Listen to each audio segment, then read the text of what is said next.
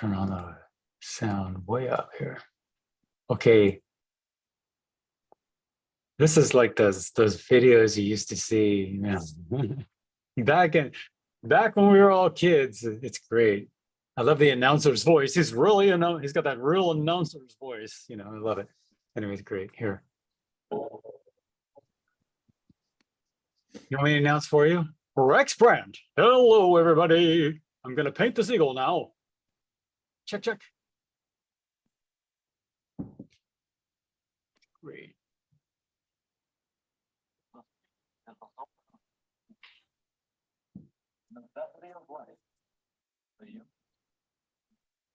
The source from which man draws his sustenance and his inspiration.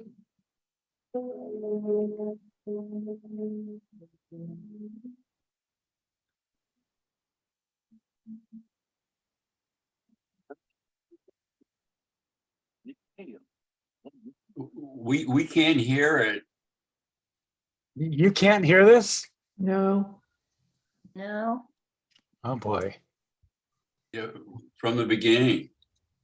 Let me turn it all the way up here. This is what I knew I was having problems here. Hold on.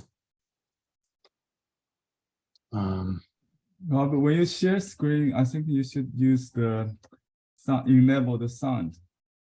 There's an option, I think. Enable the what? The sound from the desktop or something like that. Whoa. Yeah, I'm having all these OBS problems because I downloaded the update and now I have to redo everything. I had the same problem. You too? Yeah. Okay, so let me turn up my desktop. Is that what you mean? No, I just when you share the screen, you look at the bottom. In Zoom, there are sound options. You should enable all those. When I share sound also, you know. Share sound, okay. Share sound, yeah.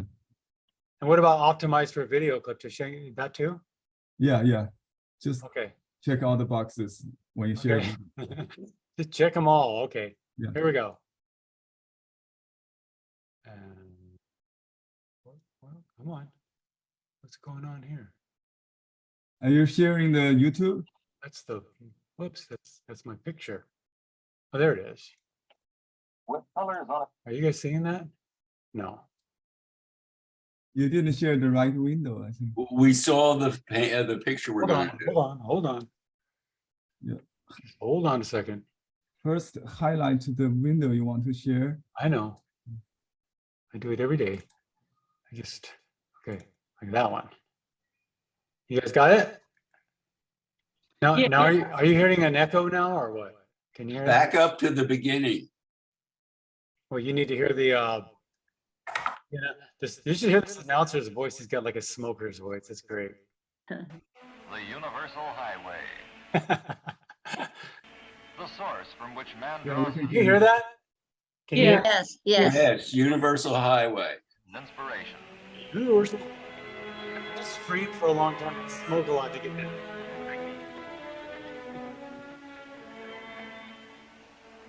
A painter cannot resist this force, the appeal, the drive of the waves. With colors on his palette, water to moisten the gum binder, and a sheet of paper on which the pigment may settle, the artist proceeds to record his feelings for the scene.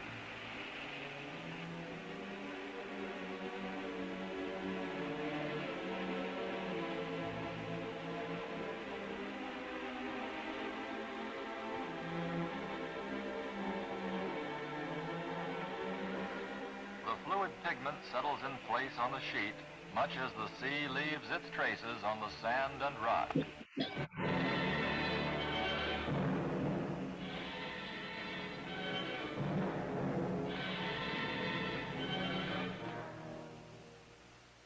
This is watercolor, as practiced by the Californians, who have contributed to make it a specially unique language.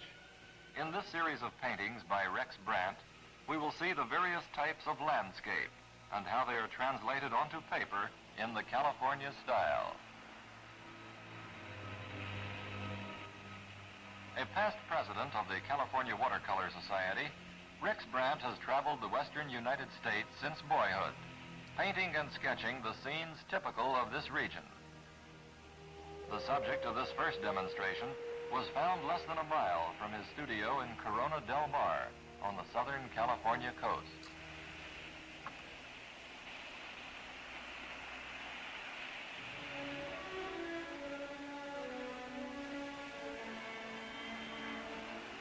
This California method breaks the painting into 3 steps. The artist is now approaching the end of step number 1, the wet into wet technique. In this phase, all of the soft-edged shapes, such as the waves and foam, are now completed, and they're allowed to dry. The first operation is broadly conceived. It lays a structure, much as the architect establishes the framework for his house. The sea pulse, the counterpoint of rock against water, is brought in against this main plan.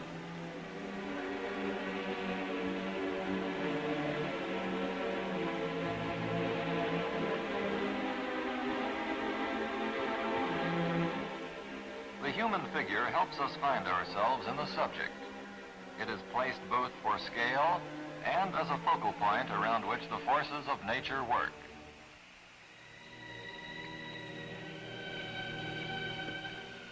The watercolorist paints the figure first as a simple shape, and later blends in the special colors of clothing.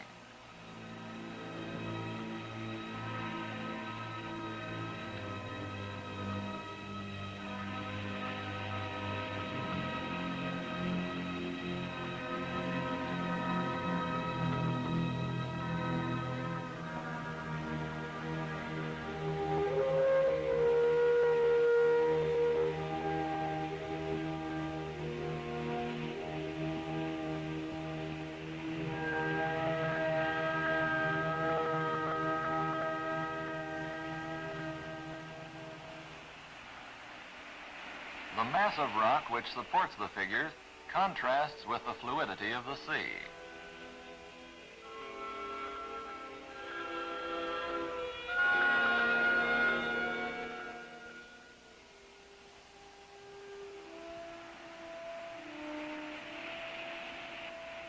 A broad stroke, an angular cubic quality, a firmness of edge contrasts with the softness of loose water and foam surfaces.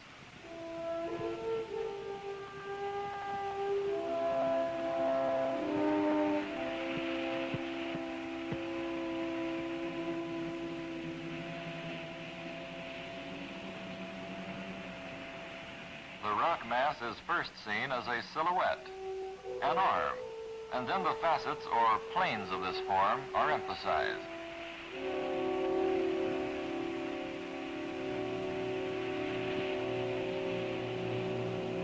The shady side is broadly stated, making an angular series of boxes.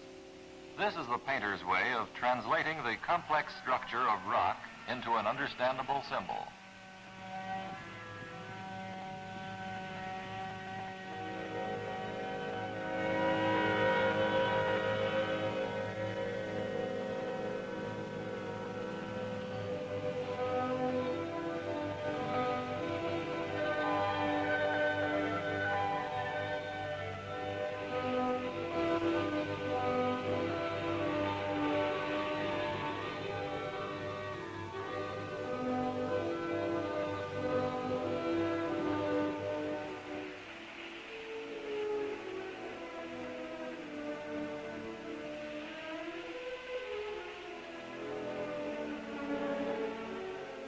The painting at this stage is nearly done.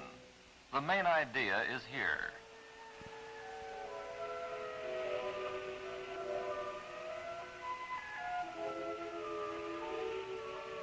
This video is kind of long, so I'm gonna move on. Oh, you can see his little, he put little birdies in there. And he added some details, but let's see what we got here now. Oops.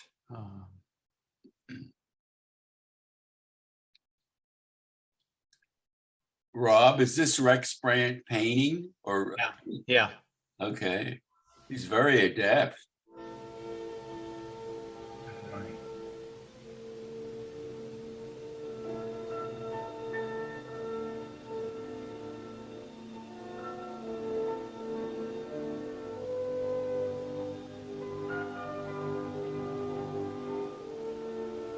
Always drawing with the brush. Each part contributes its contrast of color.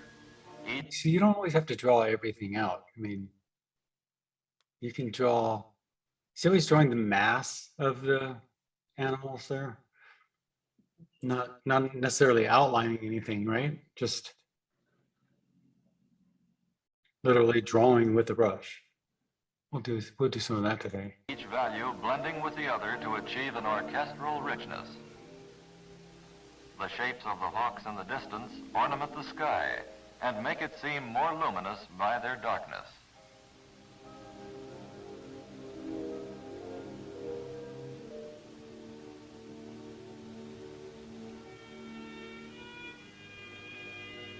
Oh, wow. Probably. Where do you think that is? I wonder if that's by the beach. Well, this is a neat one. At an elevation of 6,000 feet in the San Bernardino Mountains.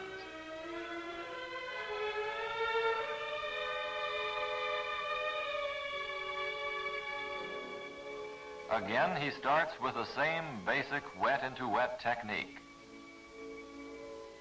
Getting the warm light of the sun on snow.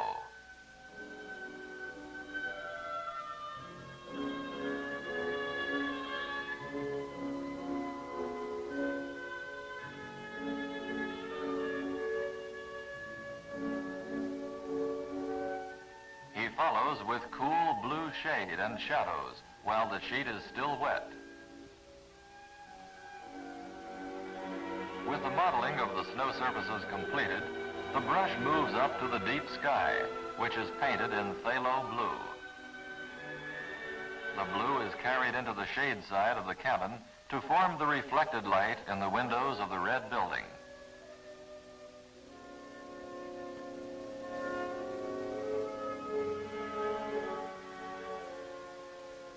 Softer in tone than the trees, the tree shadows are painted first. As the shadows are filled with the color of the sky, the painter again dips into phthalo blue.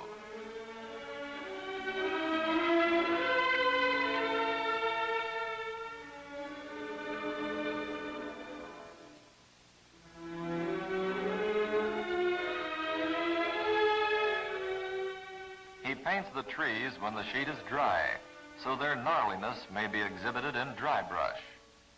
Taking the mixture of burnt sienna and phthalo blue, Rex Brandt drags the edge of the brush to create the contrast of dark and light, and of roughness against the smooth snow and vivid sky.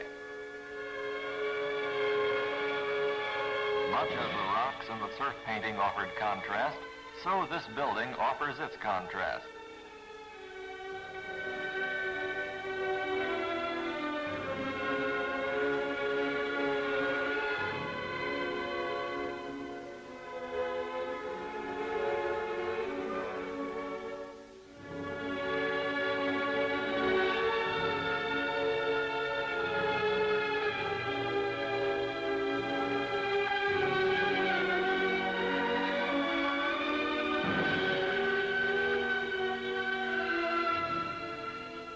The burnt sienna is stained with alizarin crimson golden to a deep glowing red, which is flushed into the silhouette of the building.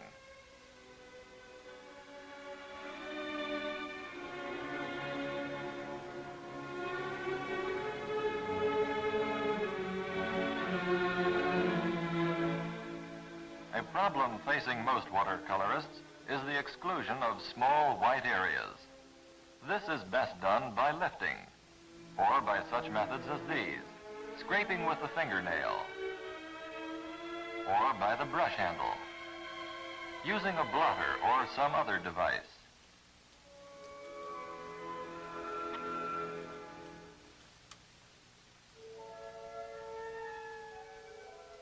The blue sky bouncing into the darkness of brown rock adds up to a vivid purple that is expressed on paper by ultramarine blue and alizarin crimson golden.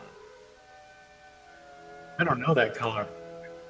The great deepness and darkness of the rock makes the snow, which a minute ago perhaps seemed too dark, now seem light.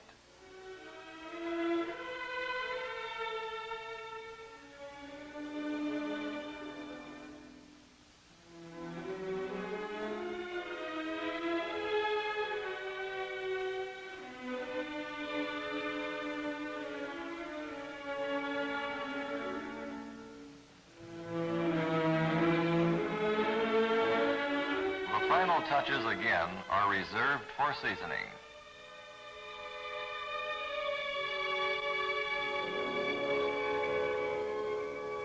Did he say seasoning?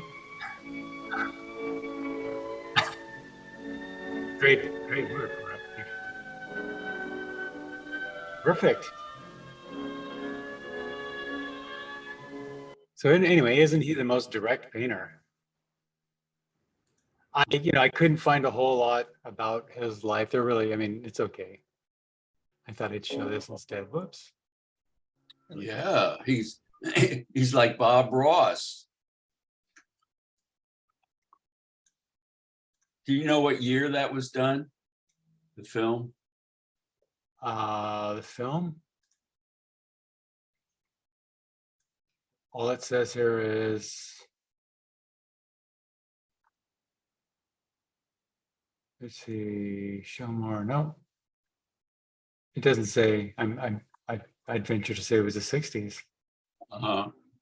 Yeah, kind of looks like 60s.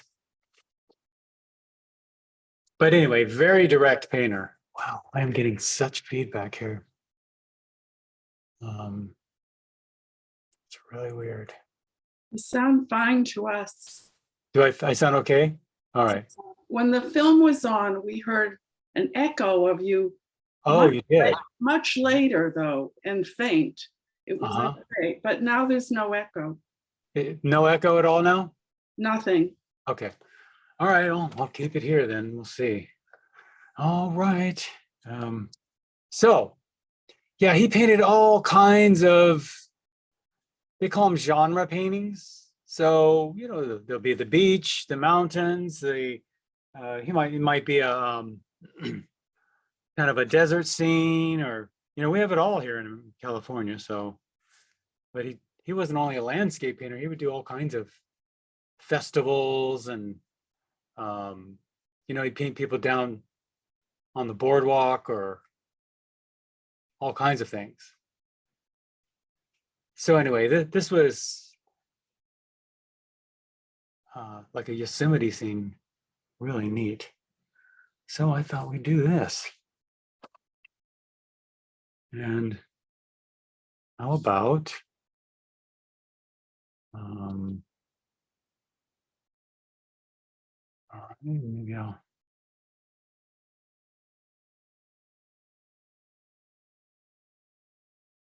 okay.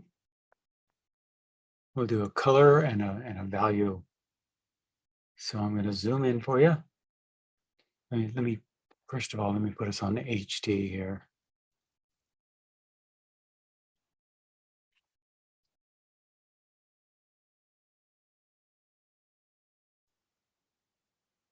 There it is. Okay, here we go.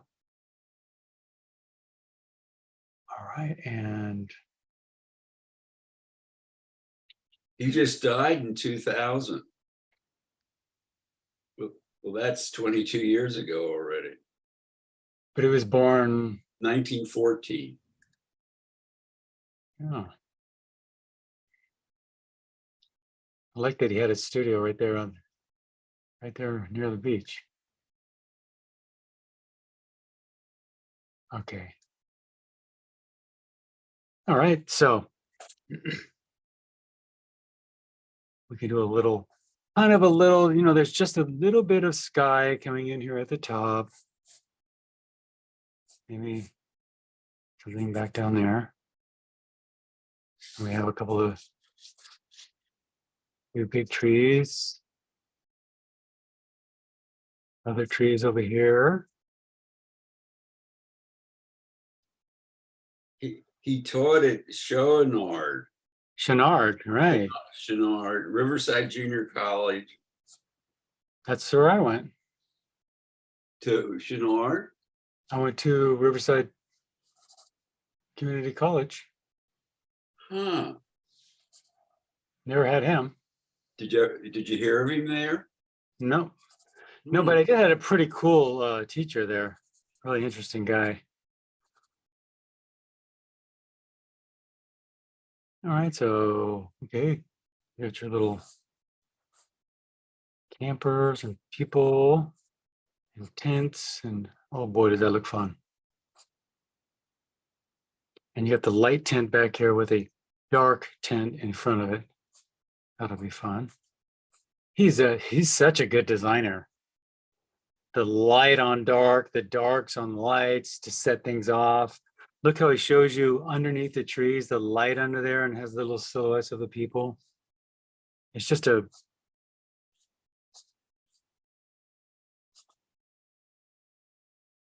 nice design. Very sort of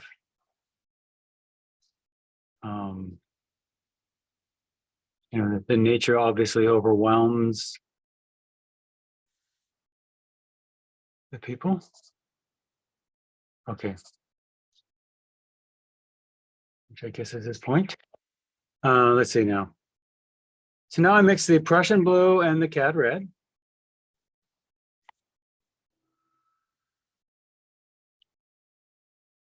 Just to get sort of a black. I know you, almost everyone here knows that, I think, but okay. And that's fine. And so in the background, right, he now we don't have to copy his technique here, but at least in this. But as you can see, he does do a lot of wet into wet, and he does start them off wet into wet. But then how does he get the edges of these big pines and whatever in the foreground here to dry with hard edges? Well, it's got to be dry in the background for him to do that. So he probably comes in with some of these big values first, lets them dry up, and then goes over them with the big silhouettes. We've got some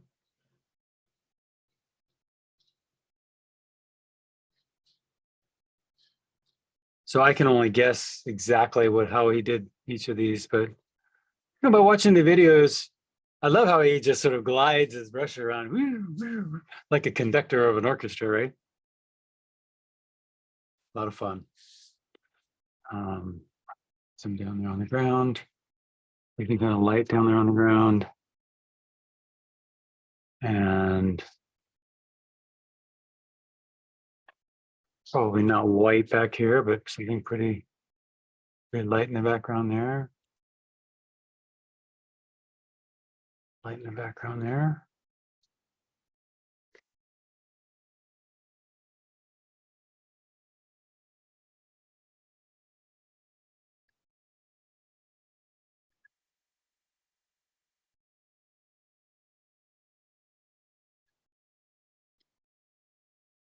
And let's see. Yeah, even these light trees in the background. Really, I mean, that does get pretty bright back there, so. Okay. And then a few little, they're not really dark up here, but they sure do stand out. Okay, some of these. And then Prussian blue and cad red. Let's come down with some of these guys. And let's just really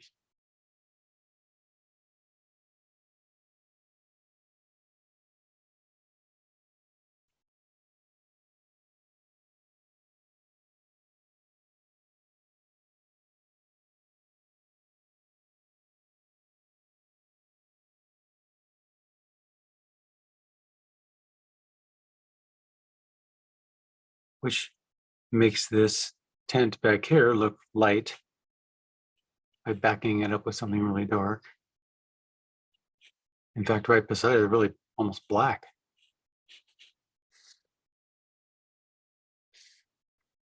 We could come over on this side.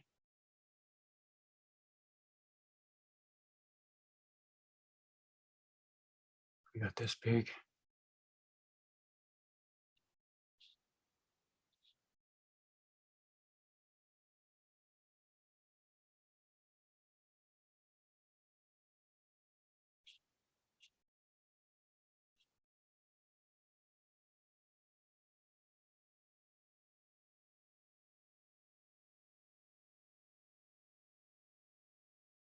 apparently he did a lot of workshops, like on location type workshops. And I don't know if he went all over the world. I wouldn't surprise me if he did. But apparently he was just really well sought after. Like one of the ones that would always pack.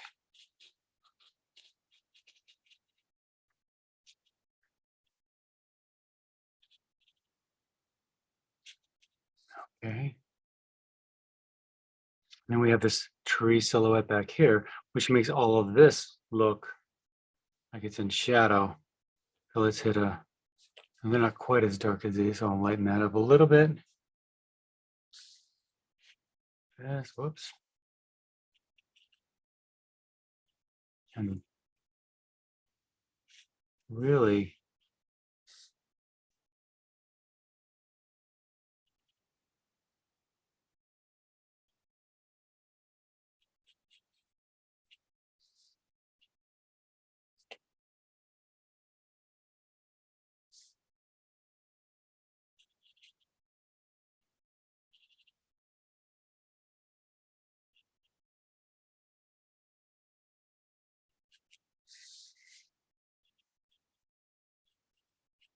shadows on the ground, little figures. At this point, no, not necessary to get all the figures right. We're just looking for darks. Got some really dark figures here, really dark figures here. A little silhouette there, silhouette of a tent here.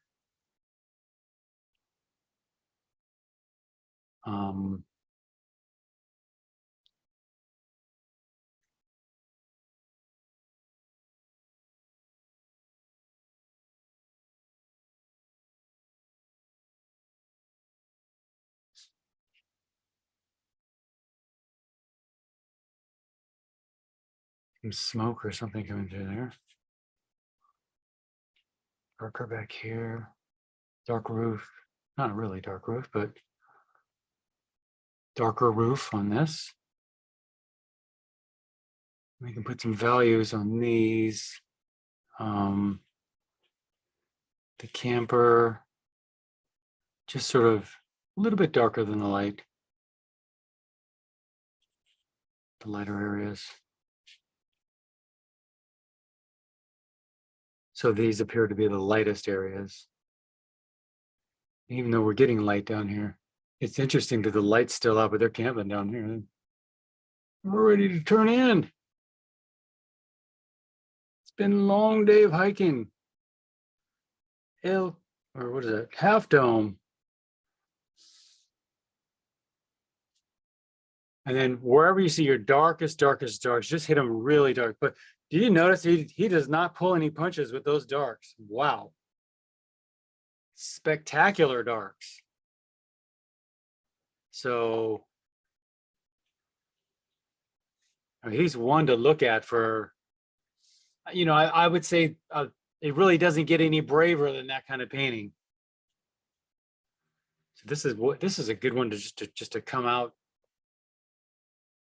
with, because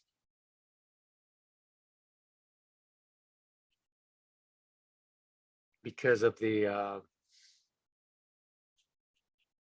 just the, what do they call it, Brava brush stroke or something, I don't know. Just the braveness of his technique. And how about that, the Californians technique. Wow. Hey, I'm a Californian. Goody. I want to be one of them. I like that.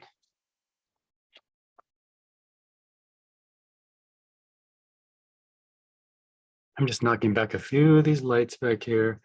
I kind of lost my building there, didn't I? Whoops. It should be brighter than that. Okay. Fun. And, certainly a few more like little sub values back there, but Pretty good. Pretty good. Now let's move on to some like a color rough.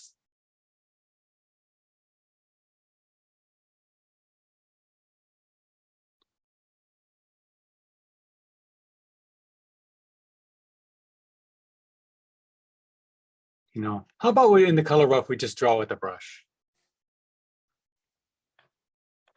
I don't see any reason really to do a pencil drawing, especially in the rough. I don't even want to do one in the, you certainly can though, but I'll just show you right now. If you just use a light tone like this, it's pretty much the same as pencil.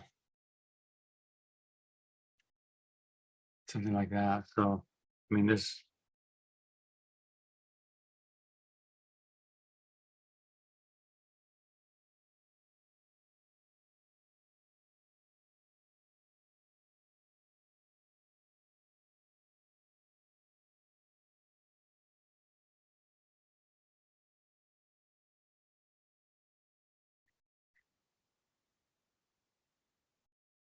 he's just keeping it really nice and vague.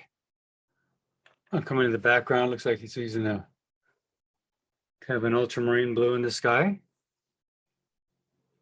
Maybe a little darker. Is that going to be too violet?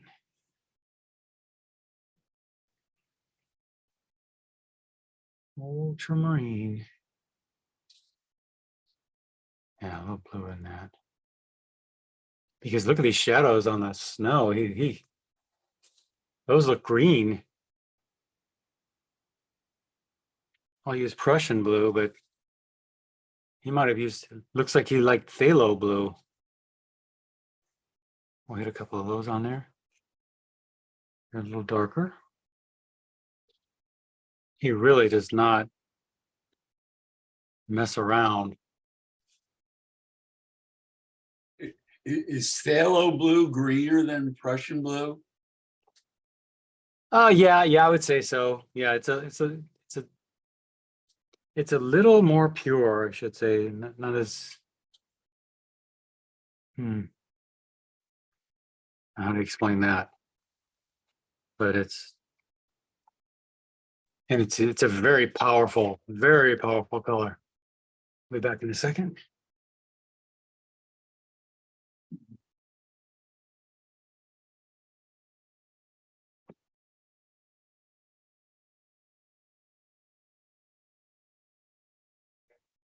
Phthalo blue also stains like crazy. Ah. Well, so does the Prussian blue, but not as much as phthalo blue. Yeah, is he doing a lot of wetting to it? I mean, we'll do that, but yeah, he is. The question is, did he water down his surface first? What you can do for some of these soft edges, just take a little water. I'm gonna come in there like that. I see some back here too. Just take some water. And then he's using violet, so ultramarine and magenta for this color right in here. Yeah, something like that. And he's got this big shadow in the background here. I see some sky back there too.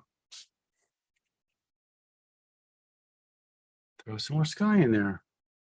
A little bit more ultramarine blue. Okay. And what else? Yeah, there was that Prussian here. Little Prussian over there. Maybe he's putting that back here. A couple faded tones in the back there. I see a couple of warm things back there. It looks like there's more sky than what I put in. So I'm going to take that down that direction.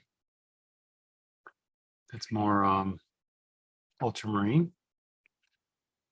And so probably doing some sort of wet into wet like that. He's got these yellow trees back here. I think it's kind of yellow ochre. So I would use cad yellow, a little bit of cad red, A little bit of ultramarine blue. Put that in there. Just let it bleed. But then again, with these dark trees in the foreground here, he's getting some pretty hard edges. So I'm pretty sure that was dry before he put those in there. He's got this light, some orange, cad yellow, cad red right in this area. Maybe on the little house there, cad red. Maybe on this little house over here, cad yellow.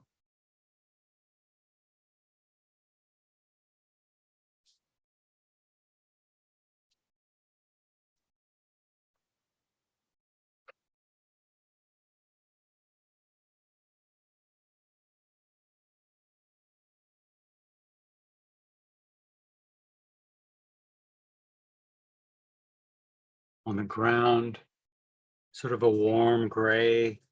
So it's red, yellow, and blue.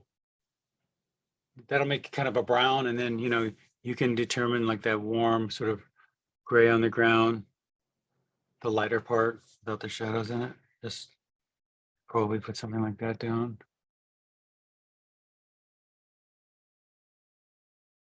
You got this light blue or something back there. Way back here, just kind of, I think he just took this tone all the way back down here, didn't he? And on the mountain, it gets kind of light. Like maybe a, yeah, something like that.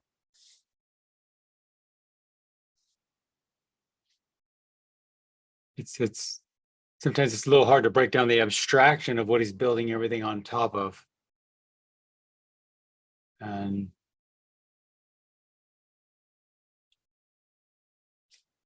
this is a little bit dry. We can hit, we've got greens and orangey greens up in here. So I would use the Prussian blue and cad red.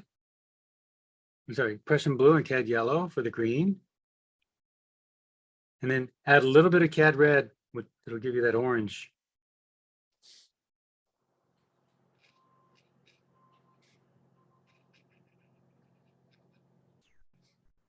Here those. All right, and then let's see. We certainly have a couple coming down. And then I think it's dry enough anyway, for me anyway. Dry enough to throw in some of these nice dark silhouettes.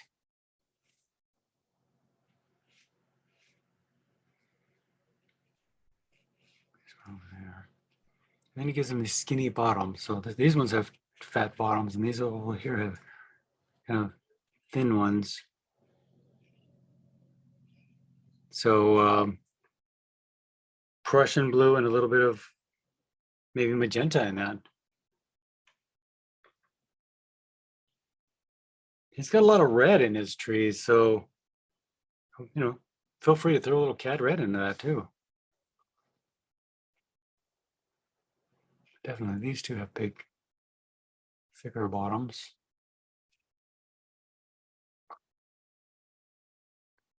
Okay, and then you can just sort of, the leafage gets a little lighter, a little bit greener gray. So again, that's Prussian blue. It's just a variety of colors. Prussian blue and cad yellow with cad red in it. I'm just seeing all kinds of colors just swimming around in there.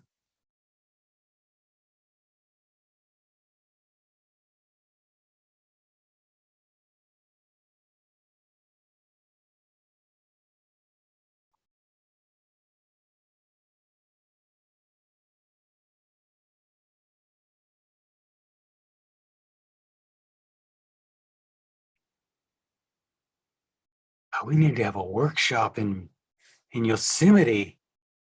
Can you imagine how fun that would be? Oh, Oh, please. that would be a blast. Last time I went there, I woke up in the morning and there was a bear looking at me. like about, I was just, well, this bear was about 20 feet away from me. I don't know. You get spooked, but the truth is, they're just all around all the time. Like, hey man, I just wanted your chips. No big deal. I really don't like people very much.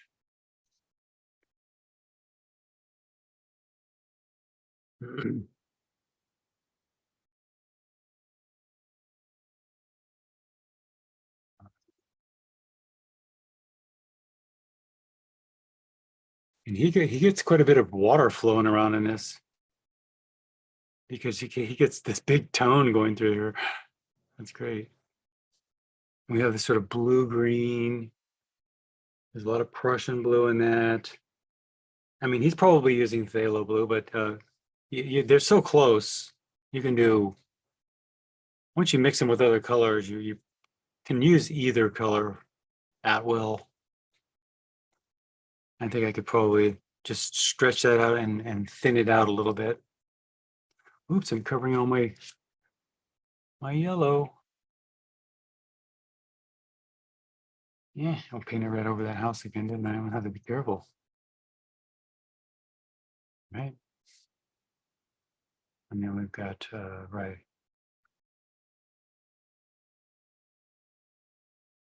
You got your little camper over there. Your yellow thing over here, and then a dark silhouette here.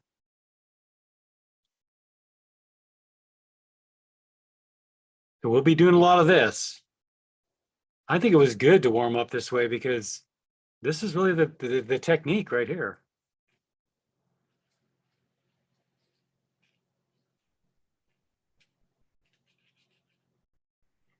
And it wouldn't surprise me at all if I'm sure he did some preliminary work on his things, but a lot of these artists believe that they're out there sketching with their big huge piece of paper.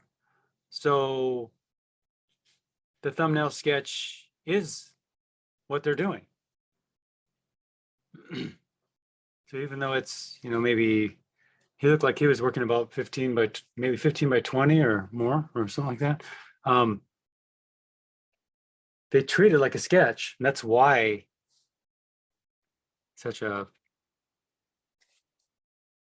brave way of painting.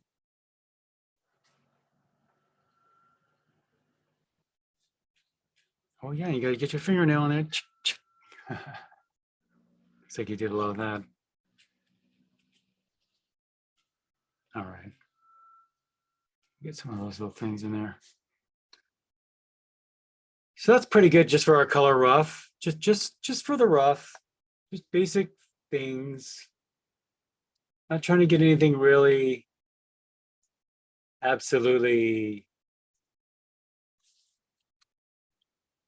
There you go.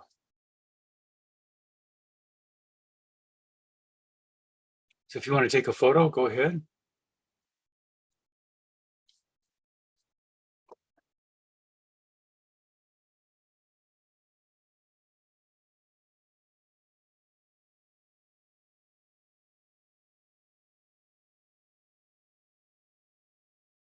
Okay. So I'm going to recommend using a bigger brush. You don't have to though. And I'm not really working large here. I can't work much larger than this.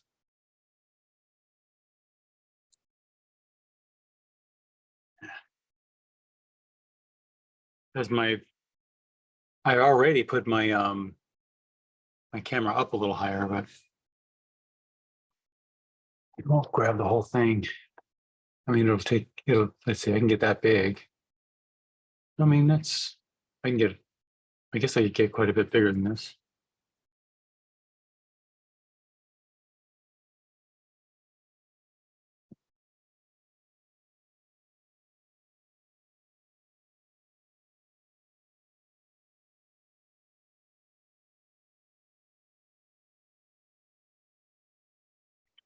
Well, here's my bottom.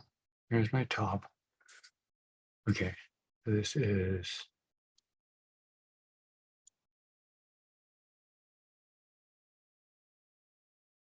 Okay, I'll say 138. Okay.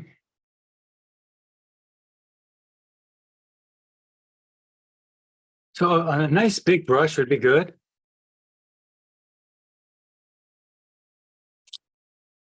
I could use. That's too big, I think. It's gonna grab too much paint, I think. Maybe something like the 1-inch brush or something. Thing is that with a 1-inch brush, you can actually paint quite good stuff with the corners of the brush. And then they would use the back of the brush too to pop little lights and things like that in there. Should everybody be blacked out? What's blacked out? Oh, everybody like not be able to be seen because it's kind of distracting, sorry. Oh, you mean, does everybody have their videos off? Oh, There she goes. Thank you. okay. There you go. Thanks. Well, you can take it off. You can put it on the other view if you like. There's like speaker view, there's gallery view. So you don't have to see everybody. Okay. Lisa, you should be on speaker view and then Rob is center stage. Yeah. Or if you're in full screen up at the right, you can take it down so that you don't see any of us except for Rob. Right, okay, let me try that. Oh, I can't get to it. You mean full screen, Phoebe? Yeah, what did I say? Sorry. Full I don't know. I'm just looking at what's up in the I see top. boxes on the right-hand side, usually they're on top. And then it says speaker, gallery, or full screen, and I was on gallery, or speaker, sorry. Go if you can, Yeah. if you don't mind, go to No, full, go ahead. go to full screen. And then you can choose whether you want show grid video, show thumbnail video, show active Oh, speaker. interesting. I only see speaker, gallery, and full screen, which I was on, and then I have all the boxes to my right with people's names. Well, you can move that thing around. You can also collapse it. Oh, that would be nice. Yeah, you can move it to the corner, upper corner or something just to get it out of the way. Okay. There should be a little option that says, with those little boxes, that says Yeah. hide thumbnail video, and Oh, that's what hide I non-video put. participants. It collapsed everything. Oh, I Yeah. see. Oh, thank you. Thank See, you. that's what we do in here. Yep, help each other. Thank you. Mm-hmm. Crowdsource. Okay, I'm just putting out some other colors. And this is magenta. And I think some ultramarine. And a little bit of Prussian. I think we're good.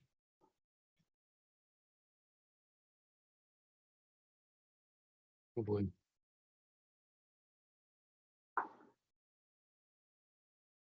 Okay. Let's make sure our microphones are off. What are we doing over here? I can hear something. Okay, good. And so,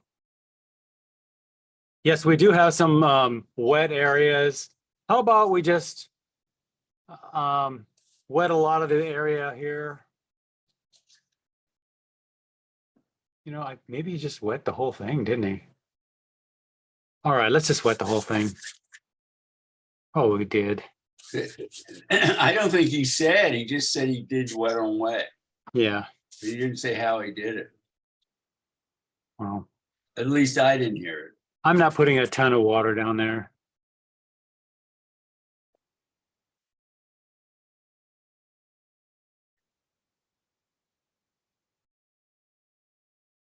I just love those. I remember watching National Geographic when I was a kid, and all this the same sort of voice. Man connecting with nature.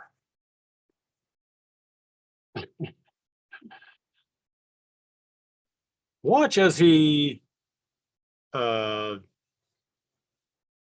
determines the plane of the construction of the rock, and then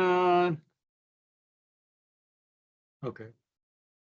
All right, I'm gonna go ahead and throw a little bit of. Now, how much water did I put down? I didn't put a whole lot of water down. So if you got tons of water, your paper is gonna get all wavy. So just a moderate amount of water, I think. Mine's fairly shiny. It'll probably go, that sheen will probably go away in about a minute or two. I'm gonna go ahead and just throw down some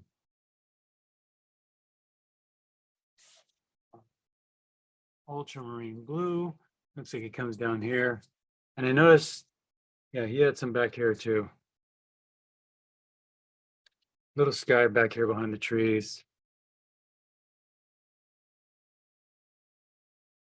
And then he's got this big flood of violet here, which is ultramarine and magenta. Right through here.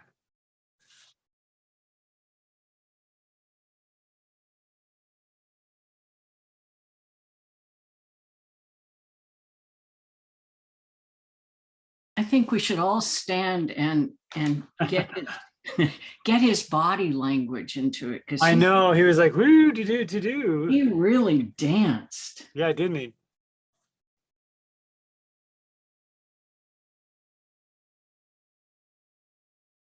Now, I was taught by a couple of artists that did sort of the same thing. I think it was just to get yourself into the rhythm of it. Just a lot of follow through in your brush strokes like this, and just.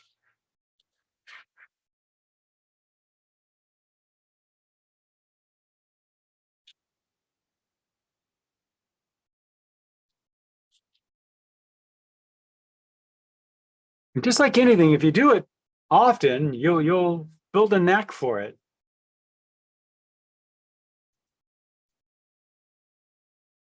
And he has, now if I put these shadows, which are really sharp edged in there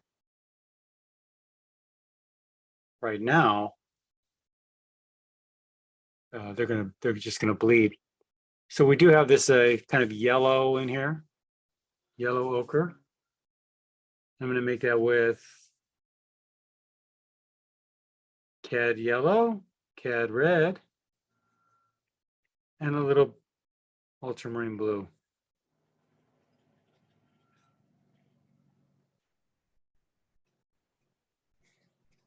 In this area.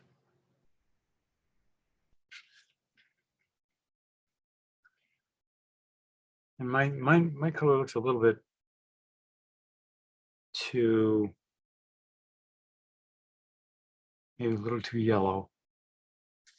There we go. Somebody just gray that a little bit. I add a little bit of violet to that yellow to gray it.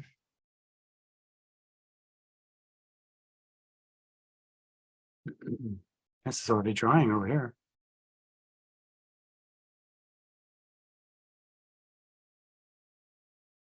So I can use a little bit of water and just lose that edge.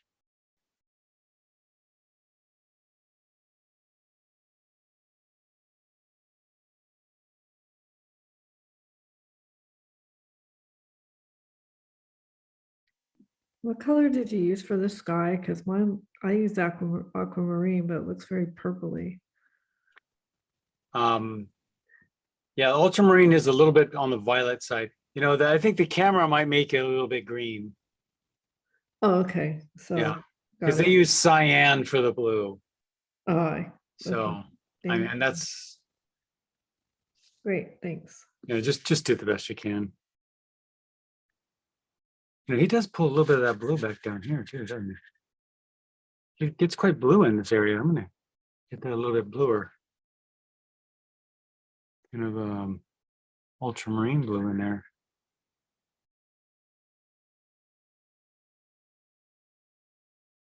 And then so all the rocks and everything back there get something on them. Looks like something kind of warm.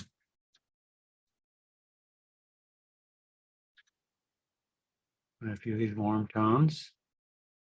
I'm gonna come back down here on the ground. And I'm gonna put some of that warm gray. So again, if you add the red, yellow, and blue together, you'll get a gray. By adding a little bit of red to it, you get a warmer gray. That's definitely cooler than what I'm doing. So I'm going to add more blue to it. You know, you just keep adding, balancing the red, yellow, and blue until you get a flavor of the color you want, something like that. And I want it a little bit lighter, so I'm just going to stretch the color out a little bit more. A little bit lighter here. If you like, for some of these little things, you could certainly draw yourself a, we've got a camper here. Feel free to draw into it if you like. Got some little figures. You're playing cards.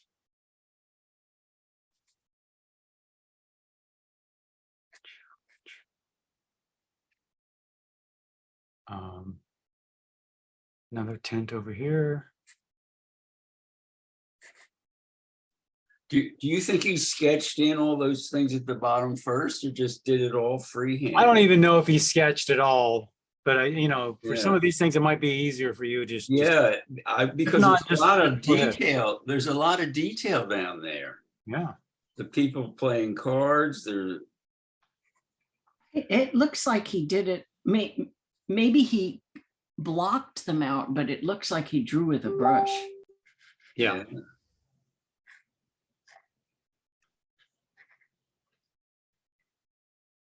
It's just amazing how you can tell what they're doing. I mean, Yeah. they're Isn't that just neat? such tiny little silhouettes, but it's like they're playing cards. I mean, it's just amazing, He yeah. is. He's right? really good at those little figures. He's one to study for that.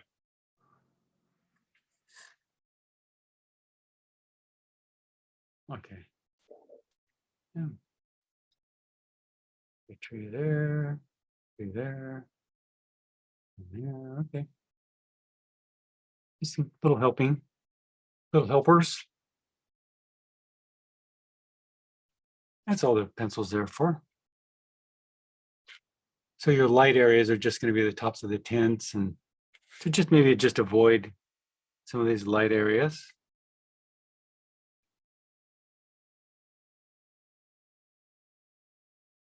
Got some kind of pinkish things happening in there. Yeah, get right over this tent since it's going to be darker anyway. It's back here. It's kind of blue back here.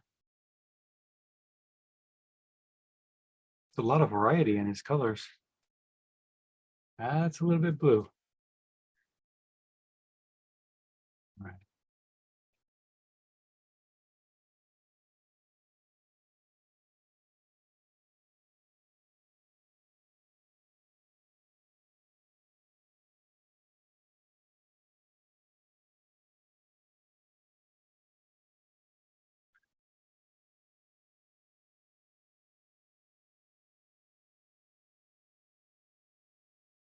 Looks like smoke or something coming out here, like, and then it gets light back in back of that.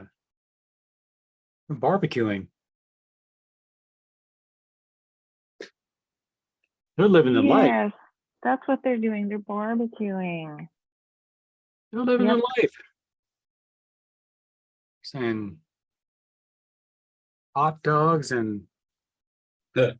and cards. What else is there? We're in Yosemite.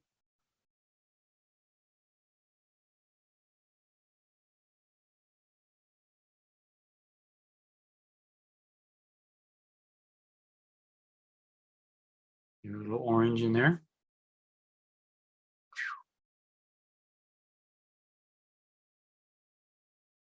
Yeah. There we go.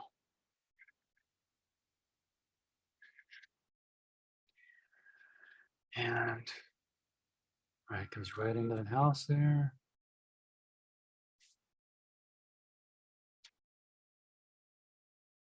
This sort of warm color on it.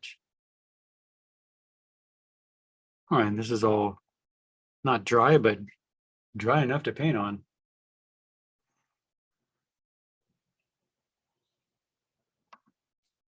think I'll come in with some of those blue shadows. I mean, if you feel like you need to come down to a smaller brush, please do. Let's see what we use here.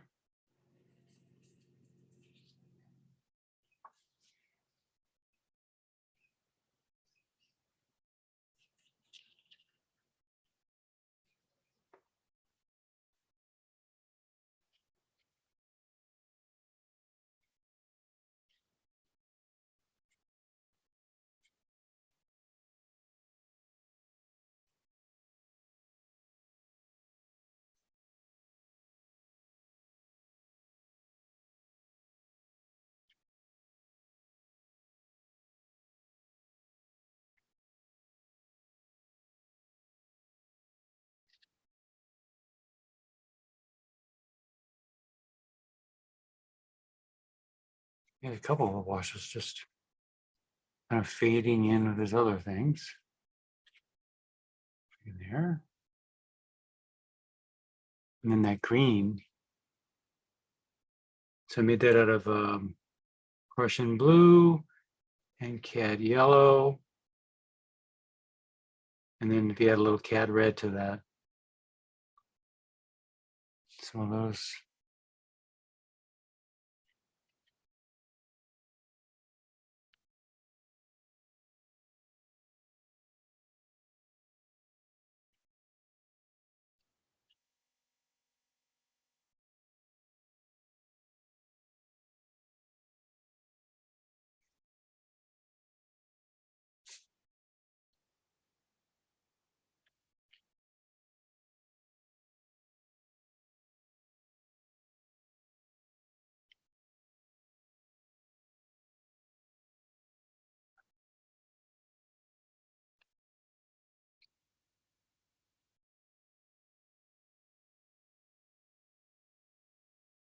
You may have come back with something a little bit darker in there.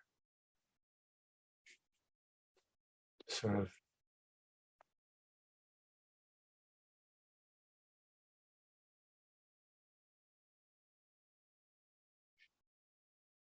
Yeah, something here too. I did not see that. I'm a little lower. That's fine. I'll just take that out the top. That's magenta and ultramarine blue.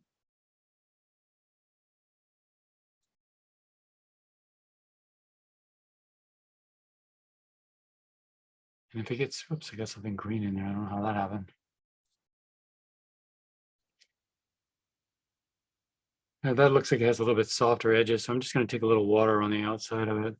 Might have done that earlier on when it was wet.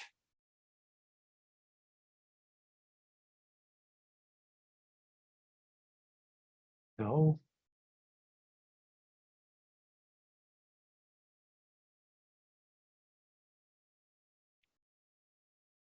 And we just do the best we can. Yeah. Oh, all right, that's fine. I wish this would have been a little bit whiter. Okay.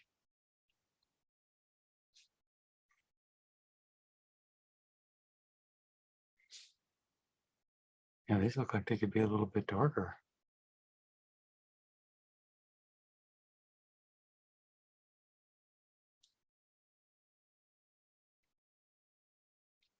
Especially these ones. He gets pretty dark with them. And he's got a couple little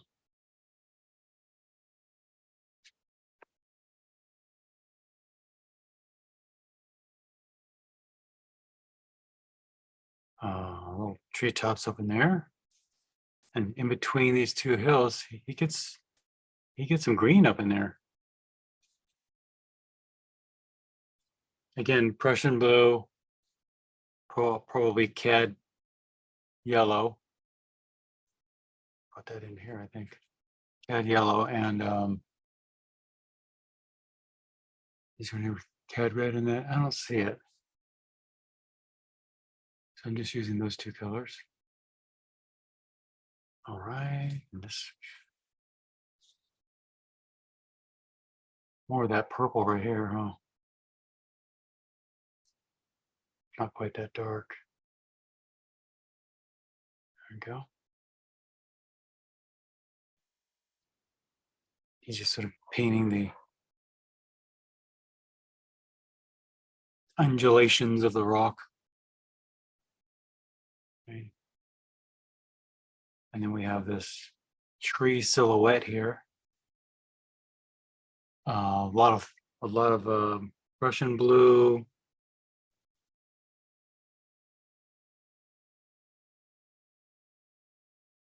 I mean, I've seen a lot of colors swimming around there, but let's just try the Prussian blue.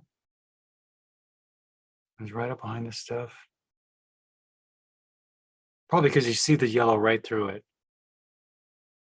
And I am seeing little reds in there too, so little cad reds in there.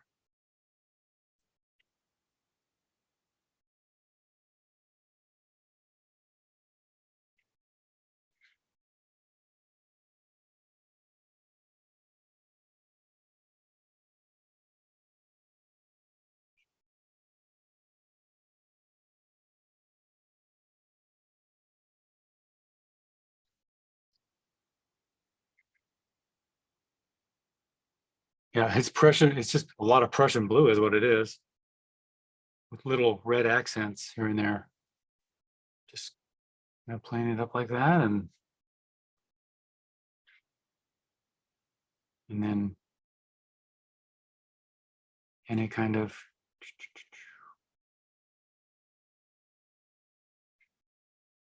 details on the edges.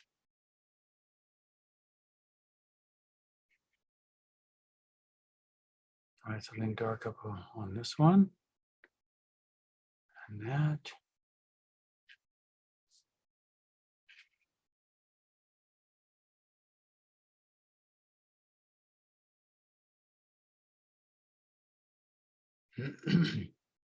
He gets pretty dark on this big one.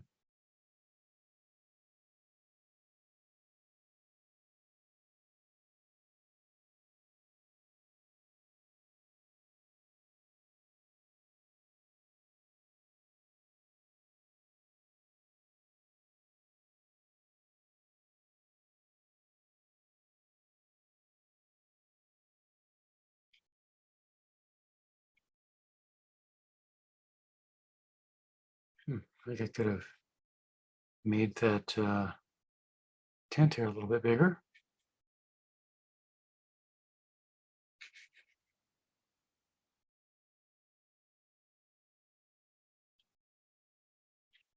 Let me carry that color back there.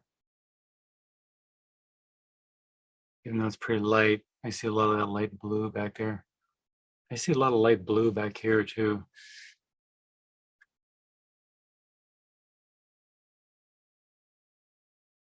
You gotta be careful, make it light enough so those really stand out. And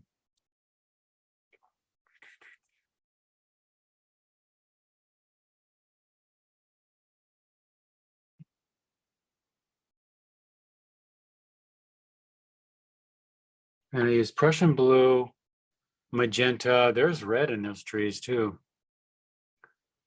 There's red in those trees. Yeah, and look, in fact, I think he started off with mostly like Prussian blue and cad red, but a lot of cad red when he started this tree off. And I'll just take it like that. See, a lot of red in it. And then he probably came back with a little dark in it. I see a lot of that in there. So that's the way I'm going with it.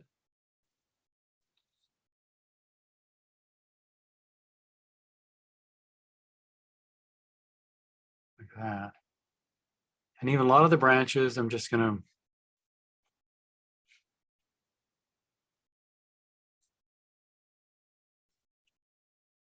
I almost don't even care if it's exactly like his. It's more getting that attitude. That's what's going to help you. So when you're out there painting your own, you want that look. This is the way you get it. So if you don't have every little detail right, what matters is you grasp that. And you nailed it when you said that, Phoebe, about that rhythm he gets into. He just sort of like 1, 2, 3. In fact, Permian, when he would teach us draftsmanship, he'd say, time your strokes, like 1, 2, like you go around the side of a thigh and come over the other side of a calf and down to the ankle. There's all this big rhythm. 1 and 2, 3 and 4, and 1 and.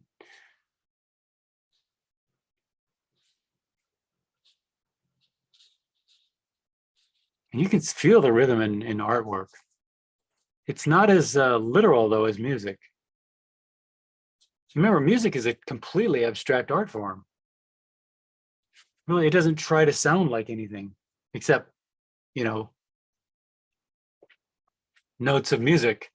That's what they were trying to do with abstract expressionism, and they certainly did.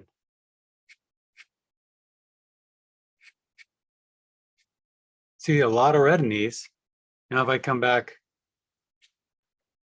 with more dark Prussian and, well, did you hear that color? Alizarin golden. I've never heard of that color. Alizarin crimson golden or something like that. I was like, wow, okay, wait, that sounds like a fun color. So yeah, gonna have to go out and get me that one. Thanks, Rex. Golly. What a guy. See, he probably came back and hit some of those darks, maybe like that later. He's really conscious of negative shapes too, these shapes in between, so you can see through. I mean, look how conscious he is of it in this area. So I really want to be real conscious of that. Boy, and this is so inclusive of Sumi painting and other arts. I mean, it's just,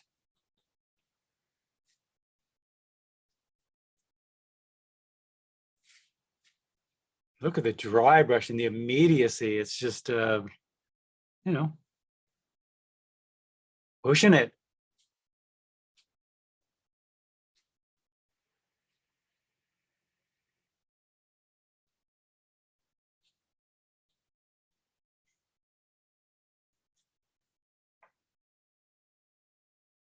I kind of wish I would have left myself a little more light coming through here back there. Oh well. And here I was trying to get all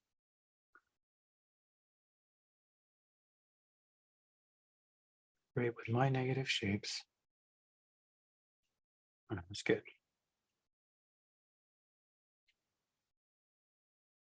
And then I'll come on over to this side. Looks like he's using them a very similar way. A little more green in them, but yeah.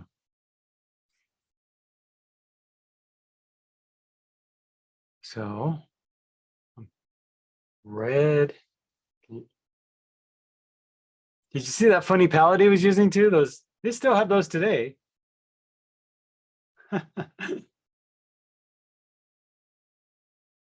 Probably some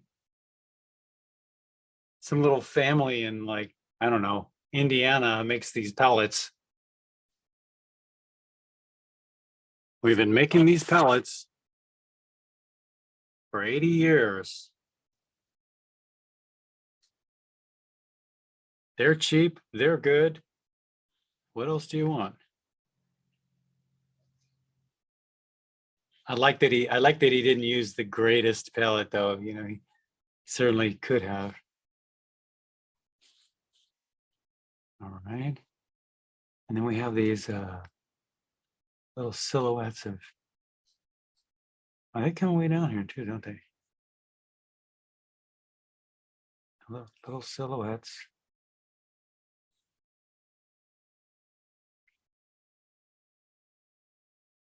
And little people. Yeah, these are too difficult to do with a big brush. Sometimes you can get them, you can do them with corners, but he's quite good at the people. Wow. A little gestures and things.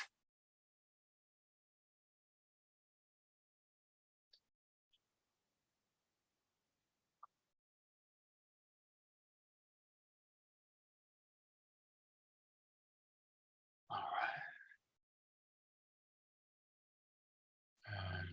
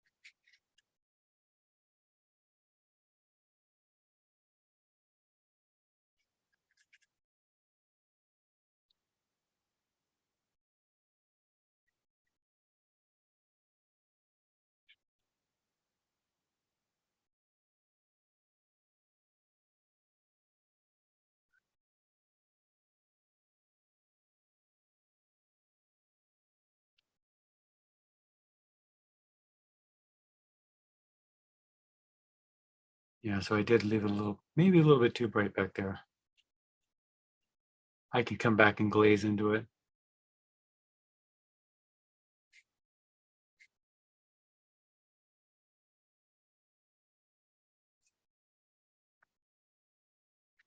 That's watercolor, it'll draw light on you.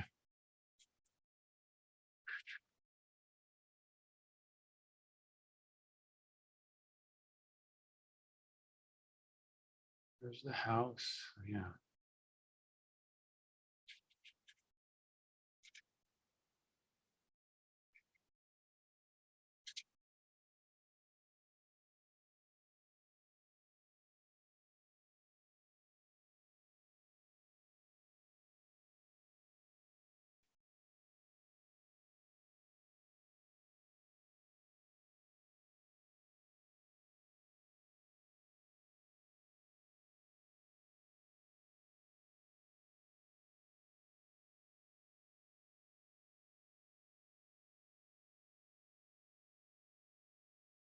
I see some yellow on this hillside too. Just going to indicate it, just little touches of sunlight hitting that. Okay. Come into some of that darker shaded dirt. I think maybe mine's a little on the bright side too. Yeah. Maybe I'll just knock that all back a little bit.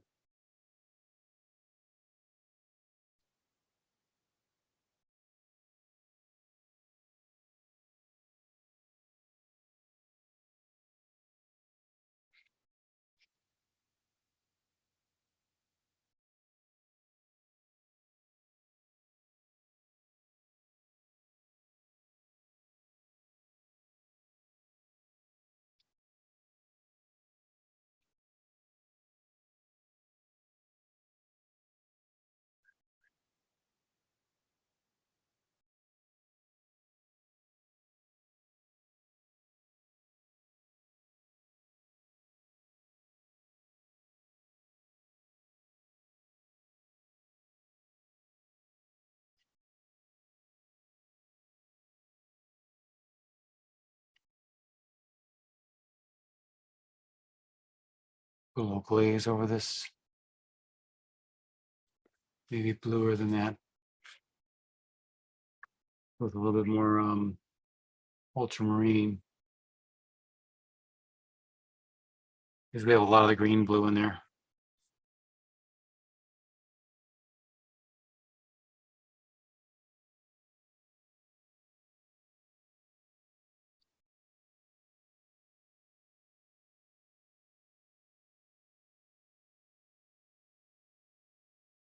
So I have an orangey color here.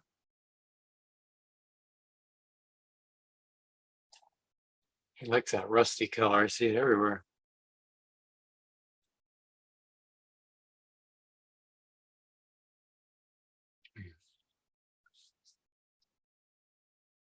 sort of yellow-ish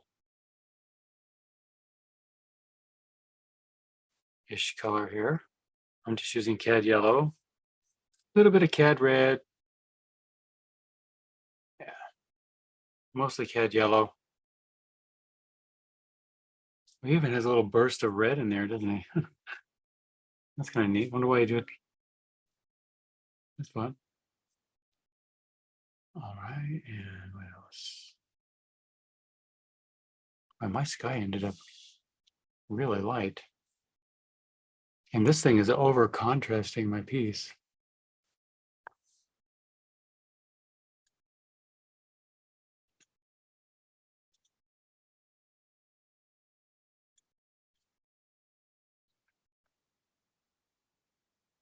I guess I could have brought this down, huh?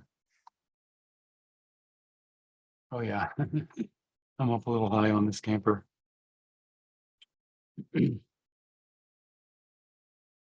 Oh well.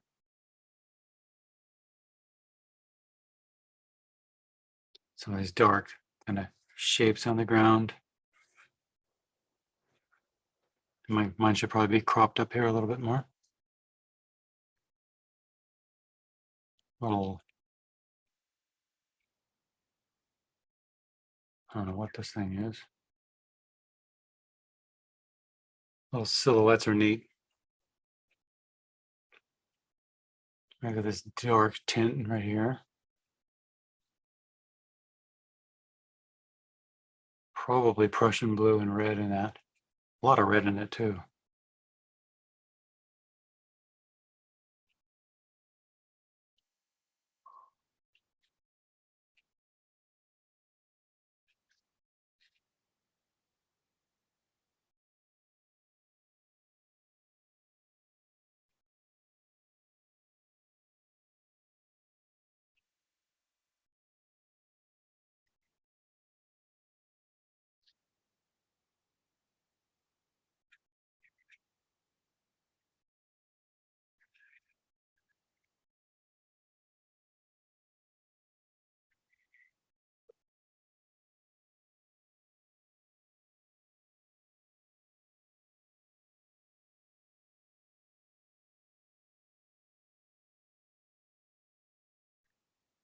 That kind of smoky thing going up through here.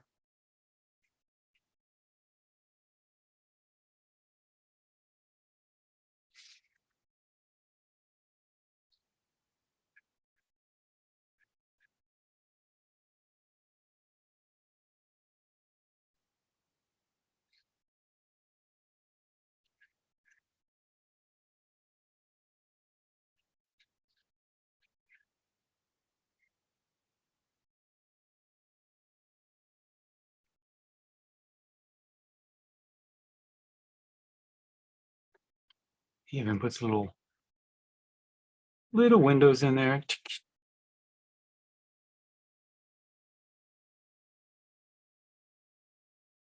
Was it fun?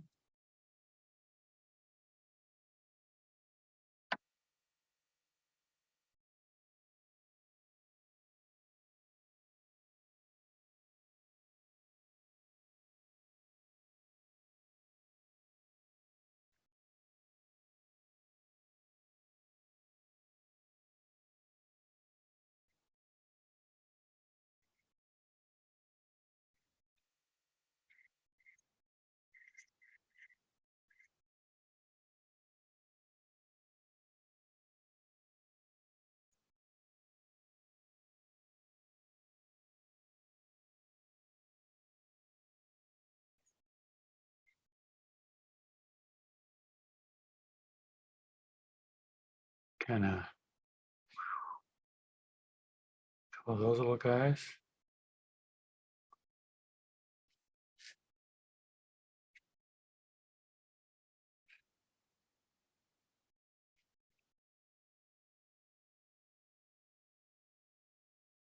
Oh yeah.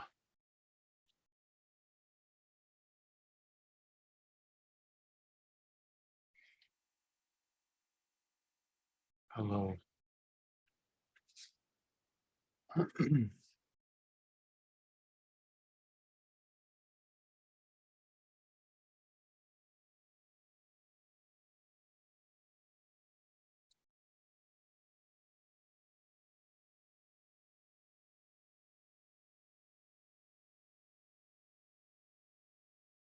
So with the figures, just head.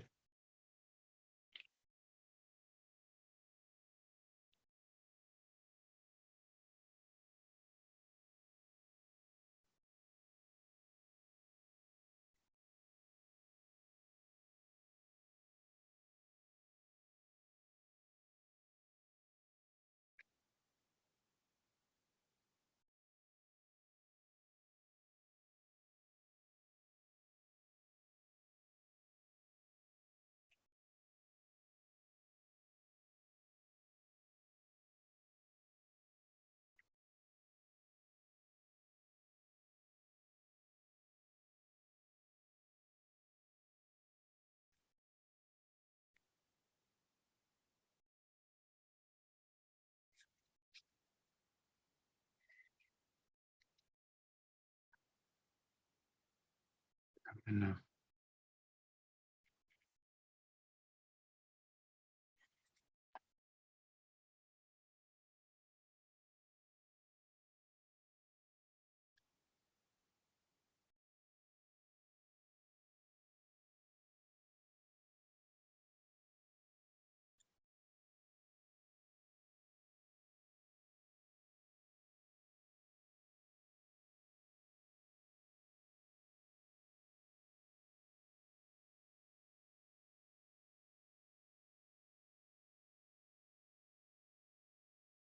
this looks like it could be darker now. Wow.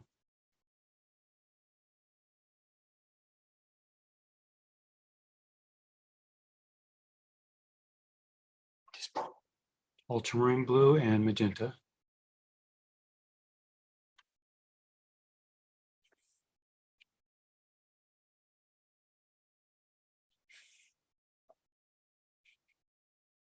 I like the sediment he was getting in there.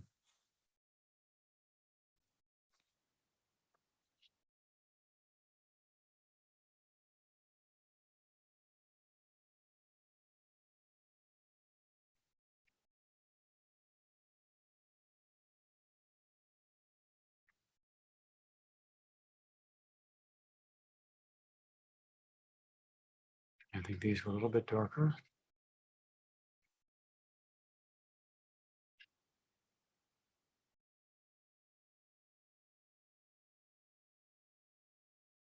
See, after things are dry, you can come back, let's say behind it. I think we have a little bit of this magenta behind things back there. You certainly can come back in and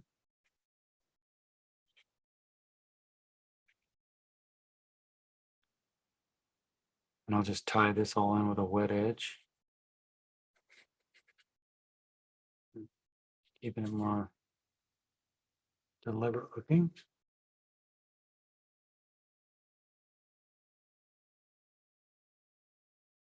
Sometimes like when I have these values right here are a little too contrasty. So I wait for it all to dry first. Then I can come back and just glaze it down. I just use that same color. It looked right to me.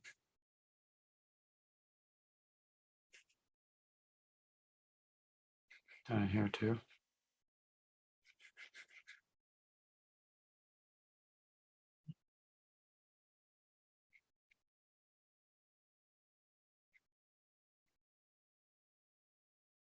Sometimes if you wet an area like this, and let's say I wanted to get some of those little tree trunks, you can see where he scraped back into it. You can just wet it like that. You want to get it nice and wet first. Then you can use your fingernail, or like you said, he uses these, like the end of something like that, or anything that'll scrape really. Yeah, there he goes. So it looks like you use that. Yep, a lot of that kind of stuff. Credit cards work well too, cut in different, at different angles so you get different widths. Ooh, credit cards. You can take your frustrations out on them. Rob, do you think he ever used white, or maybe there's no way for you to know? I have a feeling that a person at his level, does anything he wants to do. Wouldn't surprise me if he does. Uh, Yeah.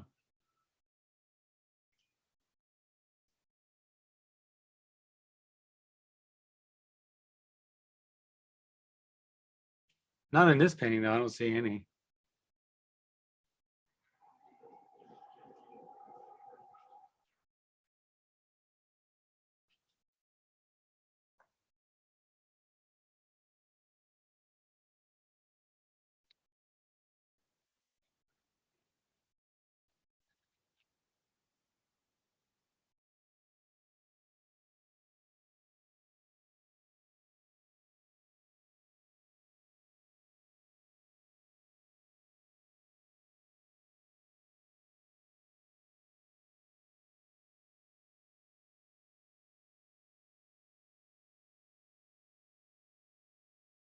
Oh, I think I get what that gray diagonal piece is over on the left. This? I think it, yes, I think Smoke, it's right? smoke. Smoke. I couldn't It hear looks you. like smoke. It looks like smoke, right? That's what I'm Right. thinking. well, what did Phoebe think? I thought it was, I mean, I finally figured it out. Duh. It's The dragon. smoke from the barbecue Smoke from the barbecue. because it's going over one of the trees and behind the others. Yeah. Let's have some.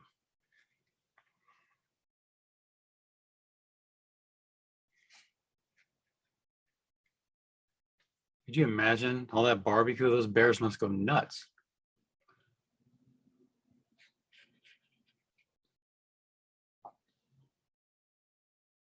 Oh, me and my bear stories, huh?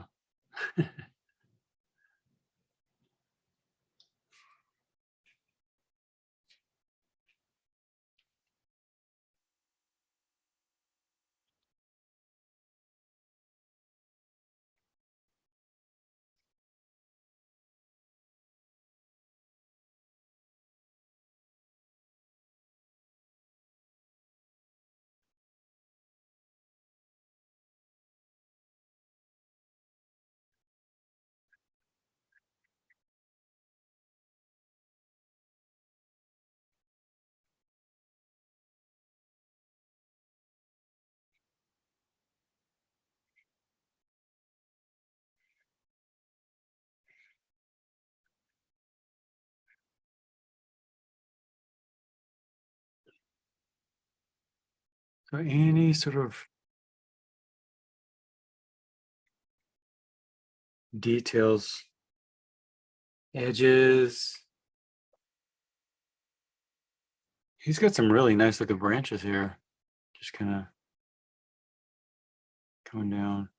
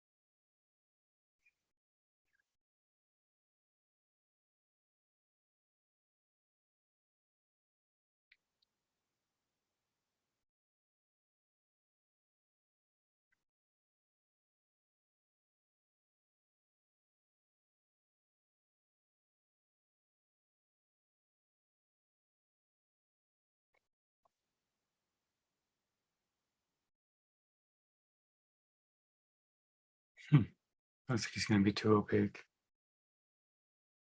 Just trying to throw a little bit more greenish. There we go. Prussian blue, cad yellow.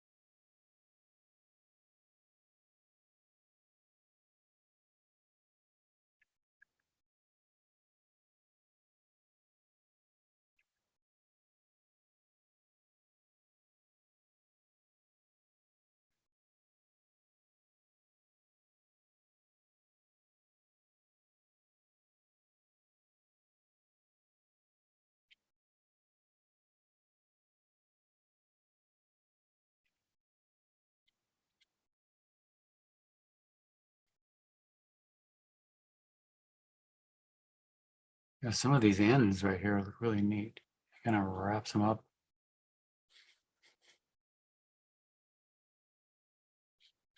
I do that too.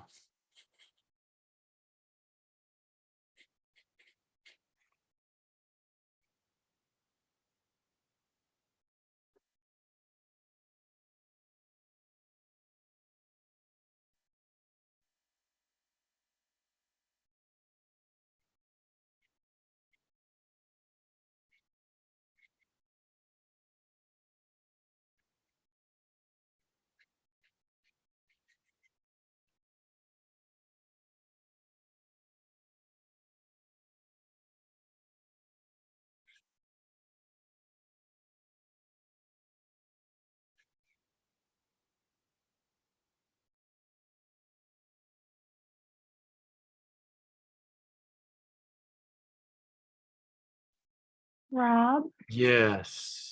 what did you say is, what's the definition of a genre painting? You said this is a genre painting? What I is know, that right? definition? What? I mean, that I don't even know if there is a definition for it. They just Oh, sort of refer to um like situational type things where the artist really isn't making any sort of necessarily a big opinion about what they're looking at. They're just painting the scene, like Yeah, I was just gonna say scene painting. scene painting. Yeah. so does that would include people in it then, right? People in a Yeah. scene? Is that what? Oh, okay. Yeah. Like even a bar kind of like a bar scene or like a cowboy. You get all the cowboy paintings, that's sort of a genre, the cowboy genre. And then you get the nature genre where people just paint nature. You have people in the situations where they paint like people out at the park or on the beach or on the boardwalk, that type of thing. Like a market, like a Right. food Okay. market or something like that. All that kind of thing. They're all genres. Okay. Yeah. Thank Yeah. thank you. Thank you. Yeah. It's not easy, but when you're looking at them, you're like, genre painting, yeah.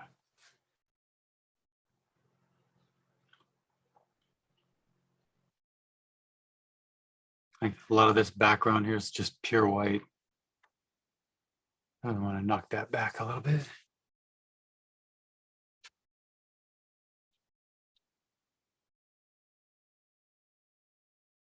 Oops, a little dark on me.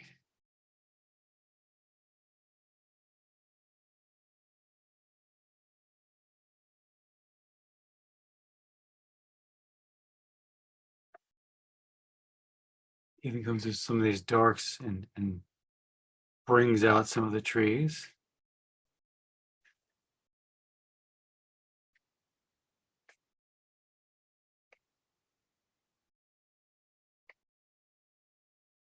And then it gets really dark up into that tree. Maybe I should have put it there. Maybe I will. I'll just put a big one right there because why not?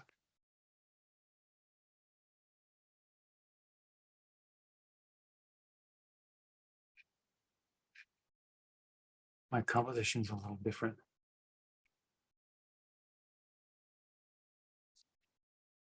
But as you can see, where when he comes back into things, he doesn't just nail everything on the first try. He certainly, I saw a lot of layering going on.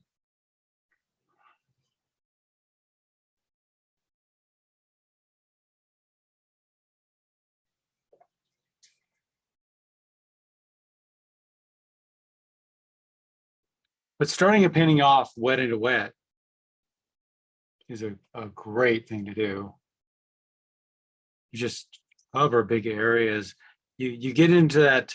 I mean, it's uncomfortable and kind of scary, but you get into that more comfortable place faster because you're covering your big areas faster and you're getting more of a hold on it. But it's I like the ride. It's kind of scary. So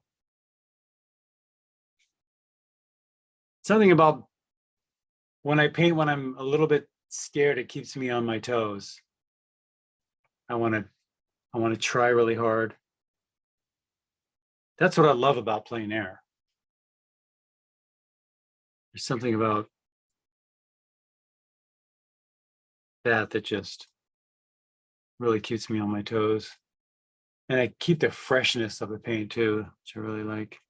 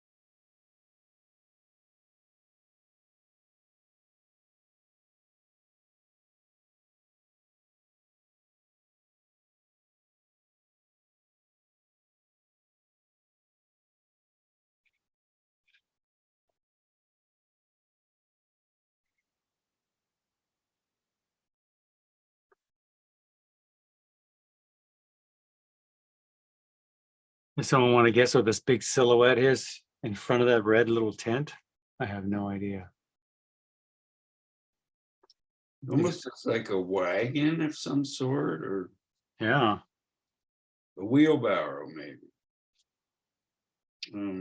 Yeah, it does look like a wheelbarrow.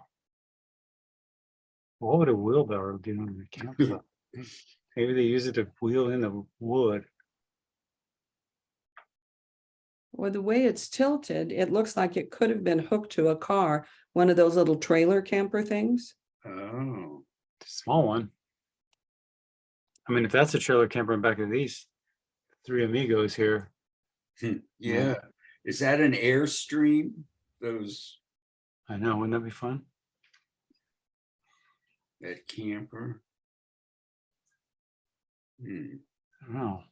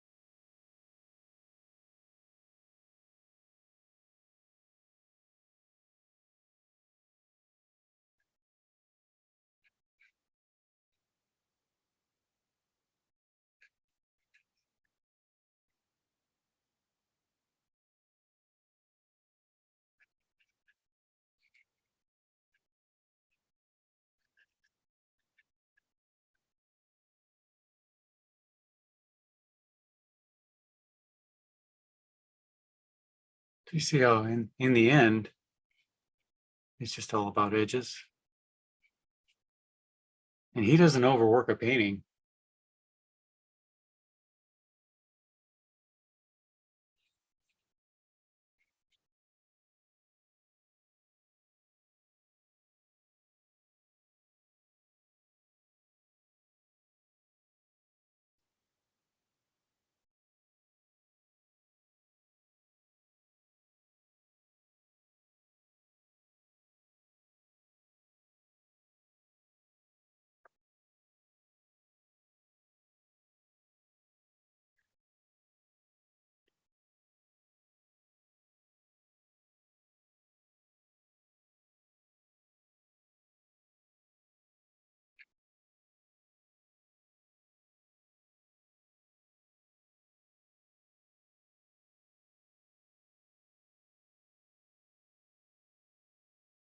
A little bit of orange right there.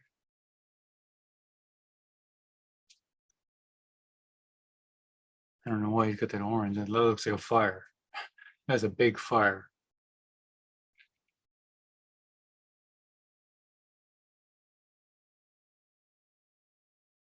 Yeah, it's summertime and no, it's fall in Yosemite. So I think the smart thing to do here is write a big giant bonfire.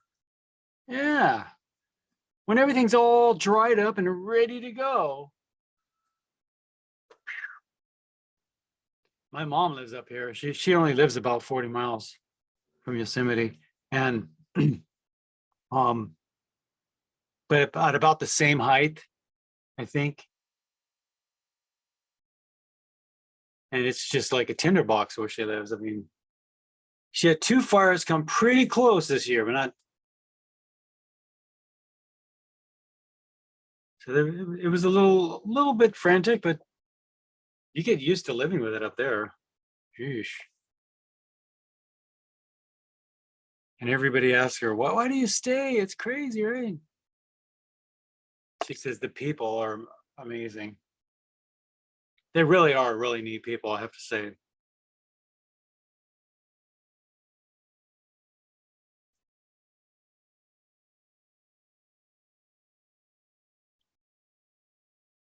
So what city does she live in? Oh man, is it a city? I don't even know. I don't even know how many people are in it, but it's called West Point. It's way up there. Okay. It's make sure you look it up. Yeah. Uh, No, I'm not familiar with it. do you know where Jackson is? No. Do you know any of those towns up there? No. No. Jackson's a bigger one. Murphy's, it's kind of a landmark kind of deal. That's a neat Wow. one. It's just called Murphy's. I don't know how it got that name. Yeah, they have a few really neat. They're really quaint little towns too. They're really great. They're, oh my gosh, the best thrift stores too. Like in the middle of nowhere, and they've got this great thrift store. You're going, oh my gosh, this is great. I found a little book, you know, my little books that I buy. There's one called Hawthorne on Painting, just a little $5 book. But I'm like in the middle of nowhere. I'm like, hey, there's a Hawthorne on Painting book. I can't even find these usually. That's a Bible. I know. And here it is in the middle of beautiful little towns. But the people really help each other. My mom grows a lot of fresh vegetables and herbs. She's really big into herbs. And then people come from all over to buy her eggs. Is the way she feeds the chickens and anyway, she knows everything about the eggs. So it's really great. So then people come and do favors for her. What's her age now? 78. Mm, Yeah. and she's she- really all alone up there, huh? Other than, well, No, her she friend. has a lady who lives with her. Oh, okay. You know, and then no, well, she's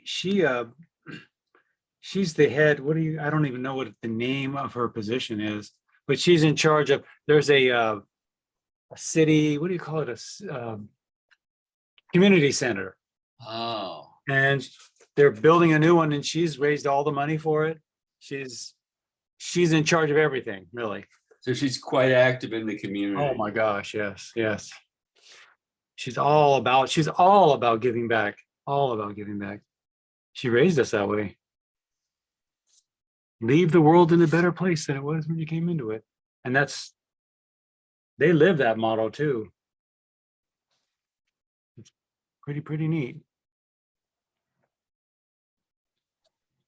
But she's a big fundraiser up there.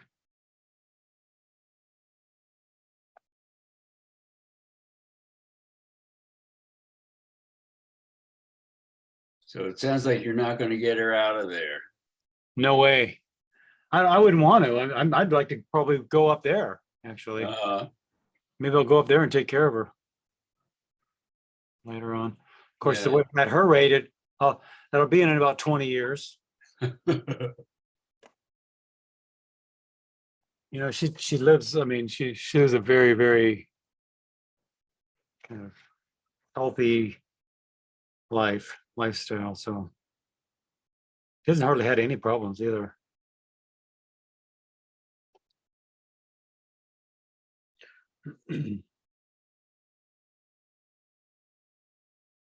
Okay, 11:30. What do you think, everybody? Oh, let me check my mail.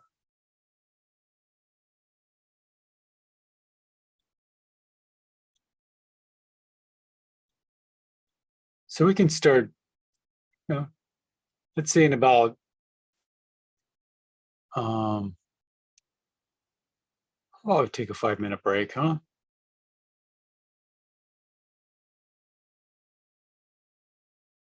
5-minute break, and then we'll come back and do the crit.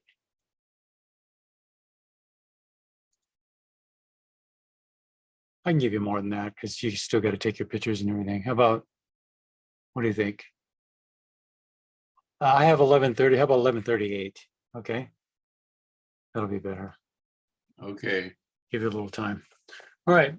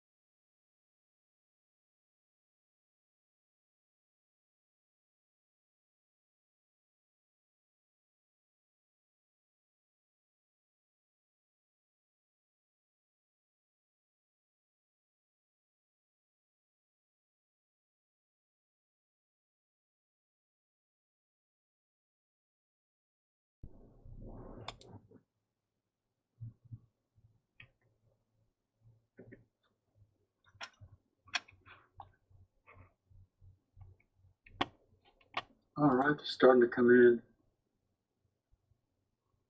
I think you guys still need a few minutes.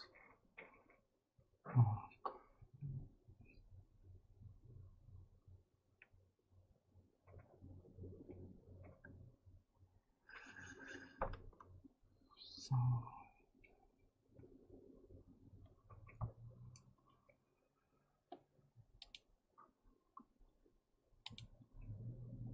Rob, where did you sign it? Oh, I didn't sign it. Where would you? Well, Where- I wouldn't sign it right here. No. How about maybe right here? Yeah, that's what I don't know. but it will destroy that Oh. dark, right? I have a little extra room. Oh, you have room there, Mhm. down there. Oh, okay, I don't have room down there. Okay. It doesn't always have to be on the right side, though. No, this might be nice over here. Okay. I'll sign next to the barbecue. I could call myself Rex. What a great name, Rex. So we just write the artist's name. Okay.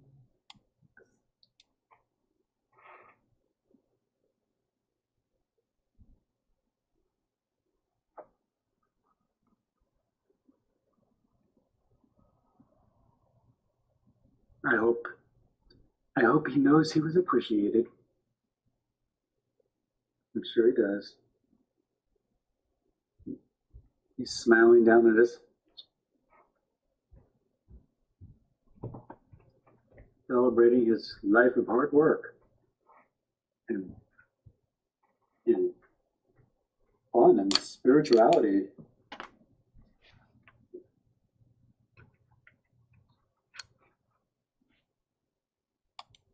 Yeah, he wrote 15 books.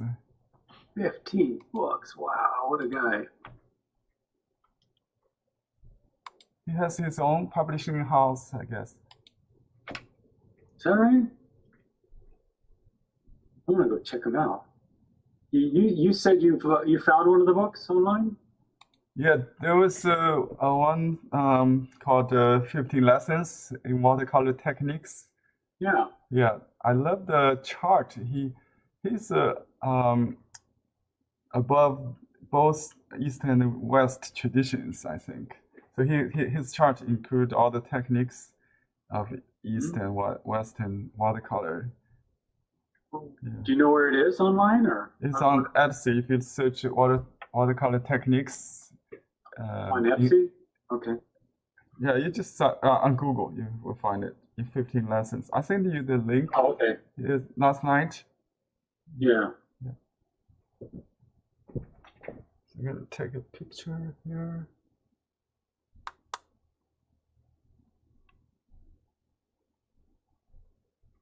There it is. Oh, it's on Amazon.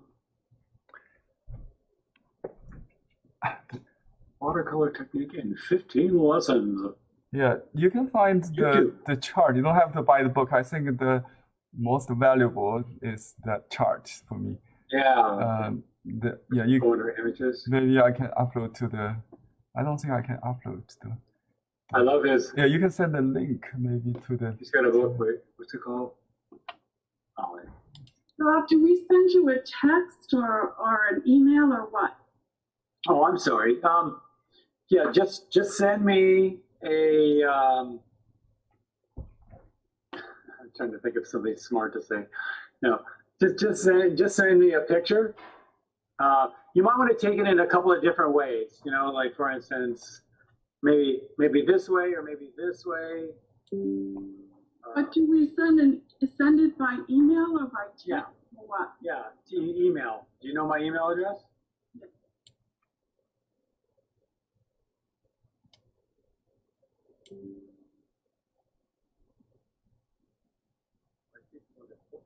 I'll find that chart.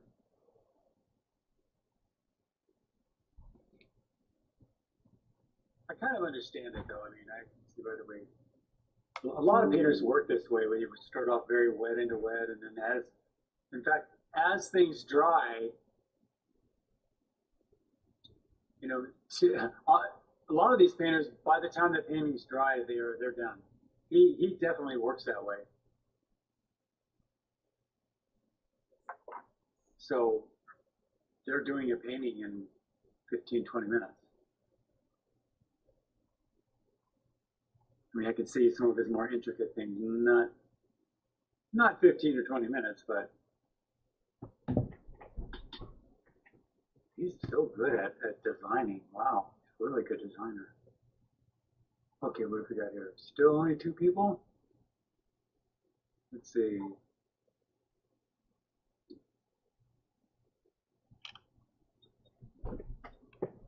All right, you guys.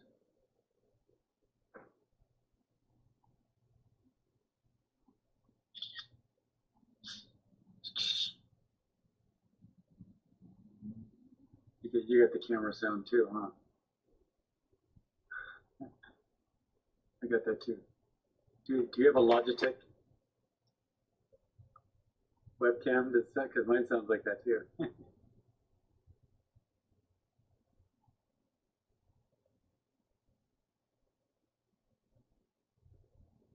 It's like those new electric cars that they make them to sound like a regular car, like a beefed up car engine.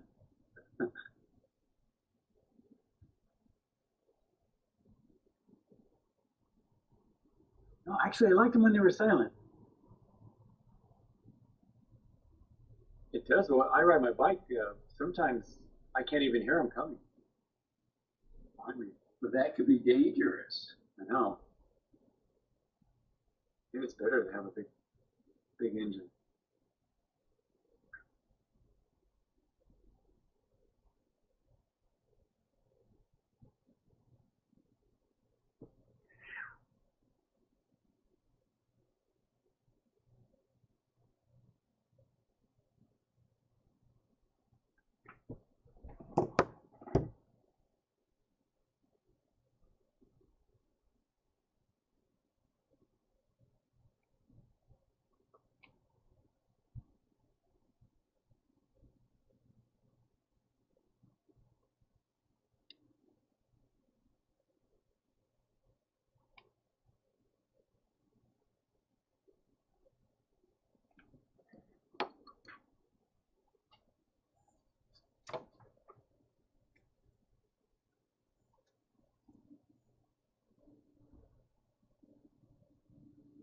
I love it. The West Coast Sketchbook by Rex Brandt.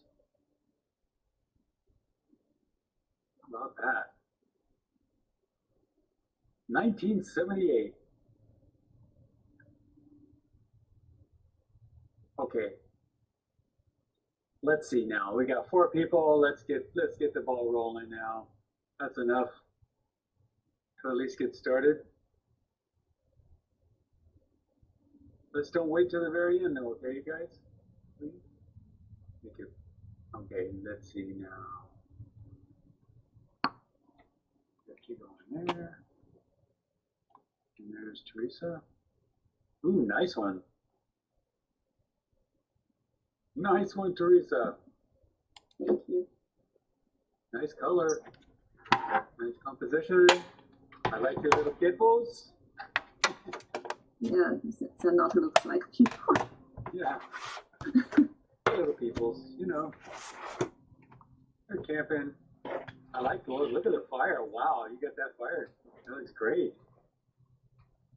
Yeah, they're making a bonfire there. Right in the middle of the I don't know what it is. I think it looks pretty darn good to me. Nice darks on the right side there, especially these. And any issues? I mean, this is looking good. Any problems? Still struggle with the trees. I mean, your trees look pretty darn good. Just think about edges. Just the edges now. Oh yeah, and see how this one has a lot of really interesting shapes in between. And so does this right here. I can see a couple more interesting shapes in this area. But yeah, it's mostly the edges of things. And I'm kind of wanting to play with some of my edges too. So that's where the character is. So you lump in the masses and then you come back and play with the edges. Mm. I would just think about that. I think everything else you got great. Love the tints. Wow. You got it. Okay. Thank you, Teresa. Mm-hmm. Work. There's Diane. Very, very nice graphics. Wow. Especially right here. Wow, that really pops. Great looking color. Great design. You do have a lot of nice shapes. Probably the same issue and a little more edges. Yeah, And a little dark. yeah, I know I have to go dark on that side too. It just dries light, so. But I do need to work on making the tree edges much better. But you notice how I'm only talking about things that you do at the end. Okay. So you either didn't get to it or whatever. But it's usually at the end of a watercolor is when you're nailing your darks and messing with your edges and any sort of details. But you have plenty of detail. I would just say a few things with your trees. I really like your silhouette. They come out great. Thanks. Can't really tell what they are either, but yeah, kind sort of. And I wanted to list out some of that smoke that's supposed to be in front of one of the trees on the left, but I forgot to list it out. There's like a wisp of smoke covering the front of that tree, the trunk. Yeah. Yeah, so I have to list that out. Lots of other things. Yeah. Let's see. But this was fun. The winner though. Oh yeah. Sounds good. All right. Thank you, Diane. Thank you. All right. Nice work. We need more people to turn into work. Okay, Christine. There you go. Hey, Christine, that feels majestic. And you kind of put people up here on the hill and some campers down here. That's pretty cool. Yeah, I kind of got things in the wrong place, but I mean, they're in a it's meadow. not like his picture, but I think it's fine. Yeah. Yeah. I had trouble mixing the dark, Yeah. getting them dark. Yeah, you got to get it really, not with a lot of water. Not so much water when you're hitting those darks. But you got some darks way up in here really good and down here, so you obviously do it. Whereas I think maybe these ones up on top of the hill over here are possibly a little dark. Okay. A little overly dark. And so it's easy enough. You could just block that. Mm-hmm. And you notice how a lot of your trees are a lot of the same height. I might pull a big one out of there once in a while, just small things like that. But I don't mind that you have some campers down here, some barbecuers up here. And oftentimes at the base of trees, I might throw a shadow or something down there, just to kind of nestle things in. Yeah. Maybe a little bit more, yeah. Okay. All right. All righty. Okay. Thank you. All right, we're getting some more in now. There's Henry. Hi. Oh boy, look at that. That's a beauty. Thank you. That is a really nice painting. Yeah. I think I would. Yeah, I love your little pops of yellow and blue and pink and the lights. And then the blues really feel like shadow. Great color and value for those. Nice loose technique. Really easy and free. love your dry brushing up here. Wow, that's so Sumi. That's so Sumi. And then look at that. Great, great edges. So Yeah, that's here's a good display of edges, everyone. So, yeah, that's the only place I intentionally put some Sui symbols there. ah, those are now. Is there a name to the stroke? Pine needles. Oh, because I mean, some of your strokes actually have names to them, right? Like a chop stroke or something like that. Yeah, the rocks is X cut. Oh yeah, X cut. Yeah. I remember. Yes, Yeah. yeah, that's the blue stroke could be the kind of it's flipping, yeah, very fast. So let me write that down. Dry Pine brush. needle stroke. Okay, I got that one. Pine needle group. It actually is this what they call this pattern style types. They call it. Yeah. Yeah. Like your little silhouettes, the people, great. And very calligraphic. Very, very, very. I love the marks. Thank you. Yeah. And you know, you got some really nice color there, sir. Very, very nice looking color. Yeah, I try to be bold on the color, but just blend it on paper, right? Yeah. Well, it looks really great. Thank you. Great class. I love the style. Good. This I artist. want to do more in this. There's other painters I want to do there Yeah. that are really brave painters as well. So I want to do more of that. Yeah, I shared the link lead to his chart of his 1957 book, the technique in the chart room. Yeah, you can.